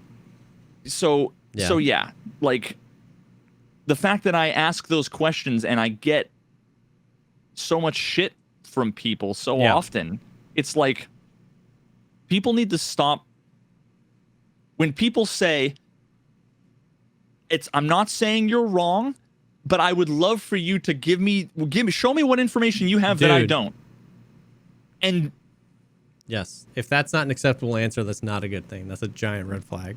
Yeah, that's the most honest thing that everybody should be doing is I don't believe what you believe, but I want you to convince me, and I have an open mind. Yep. All it's going to take is one person to do a video where they demonstrate how you can hear someone from a bajillion meters away or whatever, and then I'll go, yep. I'm not like wedded to the idea that I don't give a fuck. To me, the skills are irrelevant. Yeah. I would love for the skills to be more powerful than they are, just because I feel like I want something to work for. Yeah. But I want them to not give me an advantage in combat. I want them to be more convenient. Like, I love the idea of max level search and all this other. I'm still gonna die to the fucking Timmy that's camping. Because I'm gonna be looting and whatever, just standing out in the open, and it's Tarkov and there's nothing I can do. So give me those little things about, let me run a little longer. Let me, you know. I think that's a very valid criticism of the argument that the skills are too strong. And I think that I even get caught up in that too. Like even just seeing Tower say that he did the thing, and I trust Tower because he's got a very good track record of like providing a lot of information about the game. If he actually did the testing and the difference between max elite strength and level 1 strength is the difference between 5.8 and 7 meters per second, like that, it's all about perspective, right? He can run 25% faster than me. That's bogus. But then you can hear 35% further but then, than like, me? Okay, 25% faster than you translates to roughly 1 meter per second faster. You know what I mean? Like, if you're in dorms, what does that mean? Like, you know, did that 1 extra meter change anything? And what everybody will say is, well, what happens when they flank all the way around the building? That's potentially 6 or 7 seconds. And I will say, you are absolutely right. Over a long distance, it's significant. The problem is that if you're just sprinting around like a madman and I've got swords, I'm going to hear you. Yeah. So the time is irrelevant. I'm still going to be pre-aiming the door. Yeah, to pre-aim the door. So it's only relevant if you go like underground and it's silent because the audio's fucking shit, and then you pop up from a staircase faster than I would have expected you to. Okay, well then now you're talking about the skill is only OP when you mix it with one of the biggest bugs in the game. Yeah. So these are the things that I'm like, when people say things, and all I'm asking is, how do you know that? Yeah. How could you know that? And I get fucking instantly shit on by 1,000 people all being like, this guy always has to be It's not about being right. It's just that, you know, you said that on the far side of the fucking moon, you know, there's a flying fucking imaginary dragon. And I'm like, how could you know that? Do you have a camera there? Like, what evidence do you have? And everybody's like, you're a fucking arrogant piece of shit that you just don't fucking take it for granted. We all believe it, dude. Yeah. We all believe it. It's, everybody said it. Someone posted a Reddit post about how the flying they dragon believe it is for over whatever there. reason. It's like, okay, well then fucking, where's the picture? Show me like a video. Why should I believe it? Dude, yeah. No, I mean, I think you're absolutely right. And it'd be really interesting and really eye-opening, I think, for the community to do some of that testing, like to find somebody to get like a level 1 account versus a level 51 perception and pull out a rangefinder and set up a guy 100 meters away and have that dude just sprint towards you. You know what I mean? What's the decibel? At what point did you hear them for perception? Do you know if they changed strength from last wipe? Because I did. I had a bunch of footage of, I literally went on like customs, the big long straight road. I just ran until my stamina ran out, and I did a bunch of those tests and I put them side by side. And it was so boring and not interesting that I didn't even make a video out of it. That's so funny. I could have made a video, but it was like, and I literally did like a little like 2 dots on a track at the top with the side by side split screen, and it was like this. Okay, you just ran for 30 seconds and the guy made it there 5 seconds early. What does that mean in a fight? What I need people to do is clip an example of a fight where you were like, damn, his endurance made a difference. His strength made a difference. And then not only that, but I guess you're going to like, part of it is that you should maybe message the guy afterwards and then ask him to screenshot his skills, because that's the other element. You don't even know. You might think it was elite. Yeah. It might have been desync. Dude. And full circle to Jesse's new thing that I'm going to complain about every chance I get. Imagine a world where we don't spawn and immediately shift W to dorms, right? You'd never even know. You're only calling out he has elite strength because you know that, on day 1 of the wipe, if I spawn here and you spawn there, I make it there first. So you've made it there first, which means you either have elite strength or you're cheating. In a world where this game wasn't so god dang predictable, how would you ever know that? In a game that's supposed to be, you never know where anybody is at any given time. How would you ever know? Like, I'm switching sides to your sides where like all of this becomes even less meaningful if the game isn't so predictable, and it doesn't want to be predictable, and it says that it's not predictable, even though it's super predictable, and it's potentially soon going to start making strides to become less predictable. How the hell would you ever know how long somebody ran to a specific point? You know what I mean? Like, yeah, damn. It all comes down to just like your hunch about like your game sense, which sure, you might have a lot of hours. Maybe you're going to be better at it. Yeah. But we're talking about such ephemeral things like, I just got shot from over there. That guy heard me because of elite. It's like, maybe he just looked and saw you. Yeah. Because you were a moving pixel, right? Like, it's the thermal thing all over again. How can you know? Yeah. It's either a problem, at least with the thermals, you could say that it's a problem if you killed 90% of the players and they had thermals. But then think about it. If you killed 90% of the players that had thermals, it's not that much of a problem because clearly they're not getting any fucking advantage because you're winning. Yeah. So maybe it's a problem in that there's too many of them, but not a problem that they're OP. But that's not what everybody was saying. Thermals are everywhere and they're OP. Yeah. It's like, okay, well, what are you basing that off of? Fucking crickets. Yeah. From 1,000 people and 10 of the biggest content creators. Yeah. It's like, you all hate me and want to prove me wrong. Show me one example. Yeah. Yep. And the skills, like really the only way that you can guarantee that somebody has high strength is spawns. Like, you know what I mean? That's it.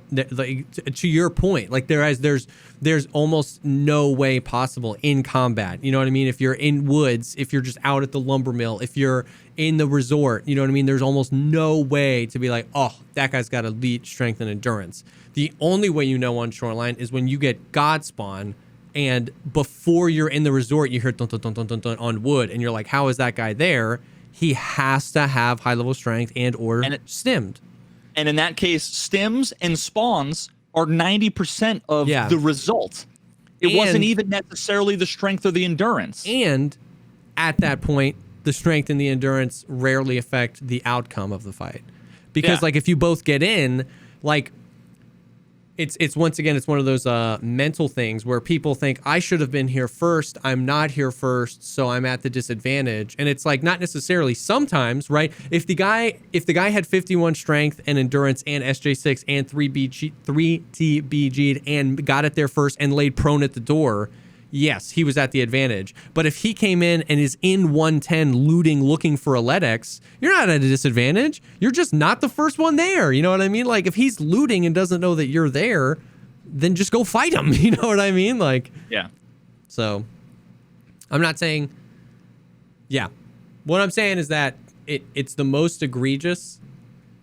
Similar to what you were saying about the audio thing, if something is the most egregious and includes either a game mechanic we know is going away or includes a bug, it's not that egregious, right? Like if elite strength is only egregious when somebody goes beneath you and you don't hear staircase audio, we don't need to nerf strength, we need to fix the staircase audio. If something's the most egregious at the spawns, when we know that at least hopefully the game is going to go open world and the spawn system will be different, is it that egregious?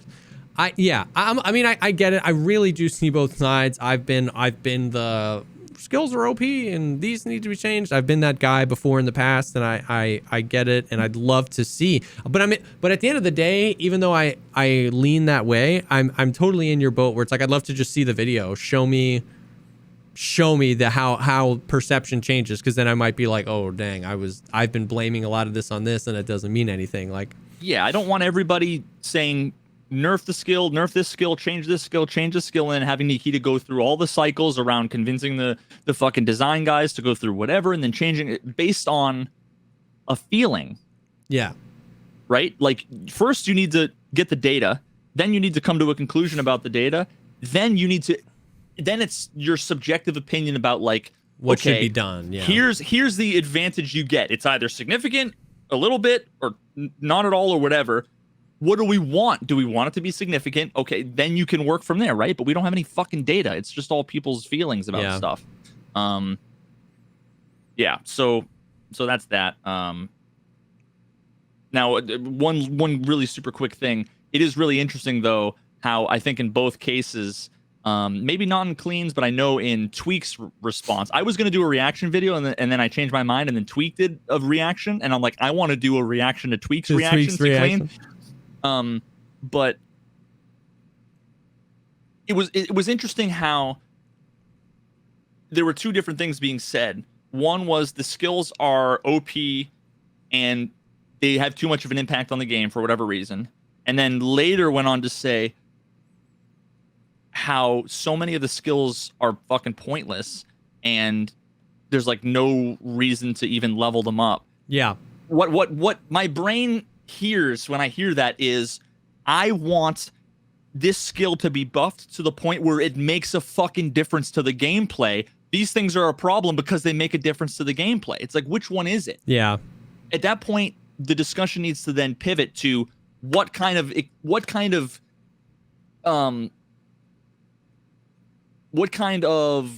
impact do you want the skill to have? Yeah. Do you want them to be convenience things like, being able to search instantly? Or there's nothing you could do in the game that would give you a meaningful, exciting thing that you worked for that would not contribute in some way to, in the myriad of things that affect your survival rate. Yeah. Potentially, you can search a little bit faster, you can survive a little bit more, you can shoot a little bit easier, you can, there's a million things. It's all going to be, well, if he didn't have this 1% edge 1% of the time, then I would have won that fight. So pick and fucking choose. You know what I mean? Which one do you want? I wish that the skills were more significant. To me, the skills have always been completely irrelevant until I get max level. Yeah. And the only thing that's ever really been relevant enough that I noticed a big difference was max level strength for like the 4 fucking days I had it last wipe. And Elite Search, which I've only had once because you could search 2 things at once, and it was really convenient. And sure, you could argue that it cut down my looting time in half, but I don't think it increased my survival rate by even a fraction of 1%. Yeah. It was just nice and convenient. So it's like, those are the kinds of things that I think should be in the game. Yeah. But yeah. I get it. It's and I get what you're saying about like the weird identity crisis on like what do you want Tarkov to be? You know what I mean? Do you want it to be Valorant, the min-max? If this guy has a 1% edge over me, then the whole game's not fair. You know what I mean? Like that you know what I mean? Like in Valorant, like it's just like if like one player on the opposing team had 10% more HP and needed an additional shot, you'd be like, bull. Like, no way. That's not what this game's about. Is that what you want Tarkov to be? Is that what Nikita wants Tarkov to be? Is that what BSG's making it to be? And if it's not, then there might be these things in the game. And if you try to play it like it's that and it's not, it's a whole weird thing. Well, CSGO is probably a better example than Valorant, because in Valorant there are people who have like more HP. Okay, I know nothing or about at least like either of shields or those whatever. games, so sure, CSGO, competitive, whatever. I don't know. I'm just trying to get out of the fucking get out in front of the comments. Yeah, no, I know. If you're gonna tweet about Valorant, tweet tweet at me. Yeah, dude, just listen. It's engagement, bro. That's marketing. Yeah. To flip it on its head, just like a super quick thing. Did you see Dr. Disrespect's tweet about Tarkov? Yeah, Which, dude, and I don't even know if I'm allowed to say his name, but whatever. It was so funny. It was so like whatever. weirdly. Whatever. It's my channel. Fuck it. Jesse's not gonna get banned on. I was talking about this earlier live, so. But it was just so wholesome. He was just like, I can't express how good Tarkov is overall. A true passionate design group over there. It's rare nowadays. This coming from, the 2-time. And then Pestilly was like, we got him, boys. He's hooked. And he said hooked is almost an understatement at this point. And I was like, damn, like. Ooh, I didn't see that. Yeah, like, watch my dude, like. He's just. I was like, wow. I was like, that's really cool. I don't know. I got one of his mods. I was in there and I resubbed to him on YouTube, and I mean, obviously he didn't like see my message because but I basically was like, it's one of his mods was like, hey, yo, what's up? And he's come in Twitch and talked a few times, but I was basically like, yo, you need if the doc finds my guitar pick and picks it up, like, clip that shit. Like, I just need to see a clip of the fucking doc picking up the guitar pick, like. Dude, yes. So he's like, yeah, I got you. So I'm still waiting. Dude. for the clip. Wow. But that really surprised me, honestly. Me too. I was like, hell yeah. Yeah, there's so many aspects of the game that annoy me, and he's way less patient. Yeah. So yeah, I thought that was interesting. I think if you're getting into it for the first time now, it's different because, like, you know what I mean? He's not jaded enough by 10,000 hours of the bullshit. And like, if it's your first or second, because I know he played last wipe, he was in some of the Code Red tournaments, stuff like that. But if this is the first wipe, he's really getting hooked. When he sees that it's a beta, his eyes don't roll into the back of his head. You know what I mean? Like, there are a lot of people out there, like, he might look at the AI and be like, yeah, this AI is trash, but, he might be like, I'm sure they're working on it. You know what I mean? Whereas if you've been playing since 2017, and in 2017, you're like, whoa, the AI is trash. You're like, you just can't even handle it. He can see Nikita's tweets and how close they are with the community. Whereas before, he's like screaming at Bluehole and screaming at Player Unknown and all these other, like, because it's basically him bitching and has no, it just feels like there's no accountability or whatever. Yeah. And Tarkov, it might be in many ways better, but and in also many ways shittier than a lot of those other games. Yeah. But having the developers, the fucking leaders, Nikita being so close to the community and so communicative, that's what he was saying too. Like, when he said passionate, like, he was talking about Nikita. 100%. And that this guy is just understanding and recognizing the potential of the game. You know what I mean? A guy who's, very vocal normally about, like, he'll play a new Call of Duty or a new whatever and be like, yo, these maps are garbage. Like, I made better maps when I worked. Like, you know what I mean? He that doesn't mean he's worked on every aspect of game design, but it means that he's a game designer to a certain extent, and he was. And so, like, I just think he sees it. Like, I think he sees it. I think he got past the hump, and I think he sees it. I think he sees the potential. I think he sees the value, the in many ways unsung value of Nikita and the community, and Nikita and the devs being so close to the community. And I just think he sees a lot of potential. And you think he's?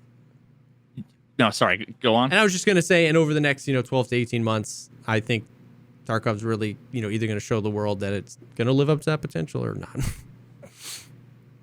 Agreed. Yeah. What are the chances that? I mean, because he started a fucking game dev. Like, what are the chances that he's like, ding, like he now sees the the concept as like, oh, looter shooter, because before it was battle royale, right? Yep. Now it's like, oh fuck, survival looter shooter. Yeah. Damn. Did you play the cycle when it was out? I played it for 1 day. Okay. The next open beta is March 10th. They're doing another.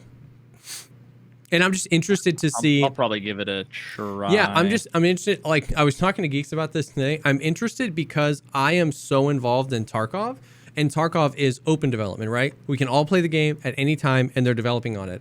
And on more than one occasion, I have felt and said, you know what I think would be best for Tarkov right now? If they freaking took the servers offline and just spent 2 months uninterrupted. Like, you know what I mean? I would hate that, right? As a content creator, I'd be dead in the water. But there have been times where I'm just like, oh my God, everybody shut up and just let them work.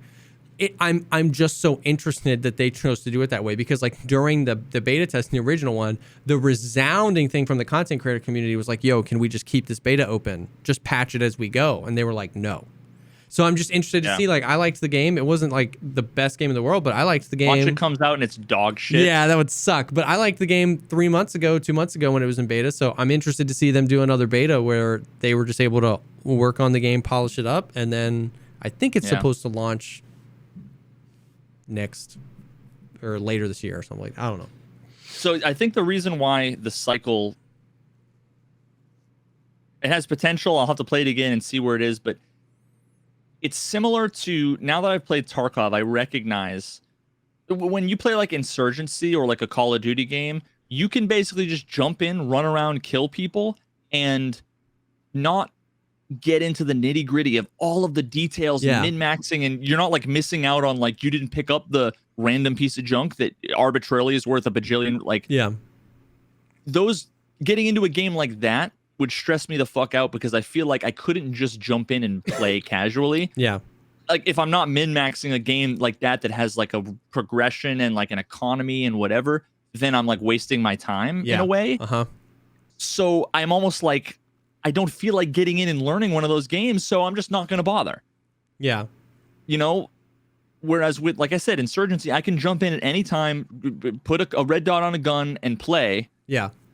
And it's just a different experience than like, I'm level 1 and I have no money. And then you look over there and there's like people I have to level up that I don't know anything about, and I don't even know what any of the attachments are. And these guys I got to level up, and it's like, well, I don't give a fuck about any of that stuff. I want to run, like, you got to sell me on the game before I'm going to care about any of this other shit. And now, granted, I only did like 2 raids. I fucking sniped the dude with a sick ass headshot, and then I died to like a dude just camping the exfil helicopter. But not really camping, because he was probably just exfilling. So just died to that weird exfil mechanic. And then I was like, I just end up back in the little mall area, whatever the fuck, where it's like people running around, and I just looked around. I'm like overwhelmed by all the things, and I'm like, I just want to go play Tarkov now. I totally get it. Yeah, I totally get it. And that was the thing for me. It was just more like, I don't think, even when I was super excited for it, like, I don't think I'd ever main the game. I agree. I just think I like that the more people are attempting that style, and I immediately played that game, and I was like, 3 of these mechanics would make Tarkov a 10 times better game today. You know what I mean? And that was the thing. It was like, it's that. That's the most interesting aspect, actually, to me, is exactly what can we learn? Exactly. Well, that's what I'm saying, and that's what gets me excited about it. Like, yeah, it'll be a fun game to derp around with some friends with. I don't think I'll ever main it. You know what I mean? Like you said, I'm just too invested into Tarkov at this point. I just am glad that the genre is getting some love. I'm glad, a rising tide raises all ships. You know what I mean? I'm sure. Oh, look at that! I've never fucking heard that. Really? Captain fucking Jesse over Oh, here. you've never heard that? A rising A tide. rising tide raises all ships. No, yeah, you know what I mean? So, like, the more love that comes into that style of game and the more people trying new things, the better we get at it, right? Like, you can definitely say that with the Battle Royale, you know what I mean? It was a ping pong back and forth between, H1Z1, PUBG, Fortnite, and they all took stuff from each other and they all got better for it, you know what I mean? So, Yep. yeah. Yeah, I don't know. So my Scav karma. Oh, is, it's now negative. It was negative like 11 point something, and it's currently sitting at negative 8.49. And then the quests just ran out. Yeah. Like I was under the impression that dude. you could keep going. I did 3. One of them was collect 2 M4s found in raid. Another one was like 30 dog tags. Yeah. Which ended up being like, that was a nice chunk of change I handed over. Yeah. And then the next one was, give me 1,000,000 rubles. And I accidentally clicked it. So, and it was like, I clicked it and it went from, 0 out of 1,000,000 to like 940 out of 1,000,000. And I instantly look up and saw 0 rubles. I'm like, fuck. You put all your money. So, I sold a couple Bitcoin or whatever because I've got 2 Scav junk boxes full of shit, but it was like, I didn't mean to click it. Yeah. And so I gave him 1,000,000 rubles. I gave him hundreds of thousands of rubles worth of dog tags and a couple of, M4s that I probably would have used. And then now I'm at negative 8 and I still can't fucking Scav and I have no more quests. So it's like, what the fuck, man? I want all that shit back. Yeah, it was it was really interesting because like I heard that there were like 5 different quests, but like I guess not everybody got all of them, and I don't know if it was a time limit thing. It was very weird. They did their normal thing where like it was the note and it was the in-game thing and it was like, oh, this is cool. But then that was it. There was no understanding on how long this would last, how many quests there were, how much karma you were going to get. So, and I didn't even get the quests. Like the quests they didn't show up in your fencing unless you were negative. So I didn't get to learn anything about it. You know what I mean? Yeah. So you only got +1 for each of them. And people were saying like, oh no, they keep coming. Now, I probably should have been more skeptical of the claims that people were making because it probably wasn't out for long enough at the time for people to say it definitely goes past 3. Everybody just assumed, because they got a second one and maybe a third one, that, it must keep going. So, yeah, I got to ask Nikita, like, hey, bro, what the fuck? Like, because it was just, didn't do anything for me other than take my fucking money. Yes. However, I liked that, I thought that was better than last wipe when they did a similar thing when they were like, oh no, we need to make it easier for everybody to get karma. They just like reset everybody's diminishing returns. So if you had done all the things, it was just like speed booster up to level 6. Like that's how I got up there. So I liked that there was a little bit more thought on like only people who are negative can, you know what I mean? Like you can't just buy your way to the top, you know what I mean? Really easily. But so I guess it helped a ton of people that were like -3, -2, -1. They're like, finally back to normal. But if you were -6, you just spent a bunch of money and you still can't Scav. You know what I mean? I was -11, and the reason why was because I think I got to -3 or -4 because of Santa again. Before it was like 3 that I killed Santa without knowing that as a PMC you got punished. Yeah, and then the 4th one was like 120-meter iron sight Mosin headshot on a moving black like blob. Smudge. So it was like the sickest shot ever. Oh my god, it's fucking Santa. Like, so then I'm -4. And then at that point, I was just like, BSG is not going to fucking fix this. I'm not going to do 400 Scav runs. I don't even love scabbing that much. So fuck it. Now I'm just going to, when I see them, I'm just going to go ham, because there's no difference between -4 and -400 at this point. Yeah. Well, there was a difference, I guess, but hindsight's 2020. When have they ever been like, "Ooh, sorry, we fucked up. Let's add something to fix our mistake"? Historically, they never do that. That was, me maybe being cynical. I still think the core issue was, the way it worked. Oh, for sure, 100% from the start. I mean, I still get people being like, "Yeah, well, that's what you get for being a bad Scav." It's like you didn't hear anything I just fucking said. You didn't say anything. Yeah. I mean, I have to take. I'm the one that pulled the trigger. Yes, I didn't read Twitter before I pulled the trigger. Exactly. Yeah, exactly. Last little thing. I really don't have any information about it, but have you seen people getting 48-day, I think, flea market bans? Where their account, their account is still active, but they're getting banned from the flea market. Yeah, 48-day flea market bans. How does that even manifest in game? Like, what does that even look like? It when you go to click add offer on the flea market. I think it's only banning from adding. I think you can buy. And what does it say? Like, is a message pop up saying you've been banned? The add offer is grayed out, and it says you are temporarily banned from the flea market, and then in red, 48 days, 23.57 hours or whatever. So what is this something that, like, have any streamers been hit with this, or is this all just random people? Valiant got hit with it. And now, then, what was Valiant? Fixed. Did he have like plus 927? No, I don't. Like I said, I don't have a lot. I know that it was happening. I saw a few people on Twitter. Valiant is not a cheater or an RMTer, and it was very quickly resolved. Like Valiant. So I went back. I saw Valiant's little tweet, original tweet. 1 hour later, Valiant retweeted it and said, "If you have this issue, restart the game. BSG have fixed the bug." But like, I was talking to Nice Guy a little bit, and I don't know if it was, at this point, all I know is that message was popping up. I don't know if it was completely a bug and every single person that got it was an unintentional bug, or it's an anti-RMT measure that just went too far. Yeah, I wonder if they pushed the feature like live by accident. Yes, that's what I'm saying, because we know that like, the reason why I think it's potentially the anti-RMT thing is like, we know that they worked in a system. Okay, we don't know. They at least said they worked in a system where they could ban VoIP from your account but not ban your account, right? Like that was a part of the whole shtick. If you're a bad boy on VoIP, we can ban VoIP from your account but not ban your account. So that, to me, that's not a far stretch to be like, if if in one day you put up 150 LEDXs, 150 GPUs, and 150 vertexes, that they could be like, hey, pop, and we'll investigate further without banning you and let you play. You know what I mean? I mean, think about the CAPTCHA thing. That's another feature that like makes sense from a high level, but they implemented it shittily. Yeah. If I'm buying a kit and I'm like, let me buy attachment, another attachment, it's like, you're a bot. And then I fill it out, and it's like, okay, cool. Okay, I'm going to buy attachment. It's like, are you a bot? It's like, I just fucking, Yeah. So obviously that's like a short-sighted implementation where they just thought, here's a rule, and we're going to then put people in a suspicious, player or whatever.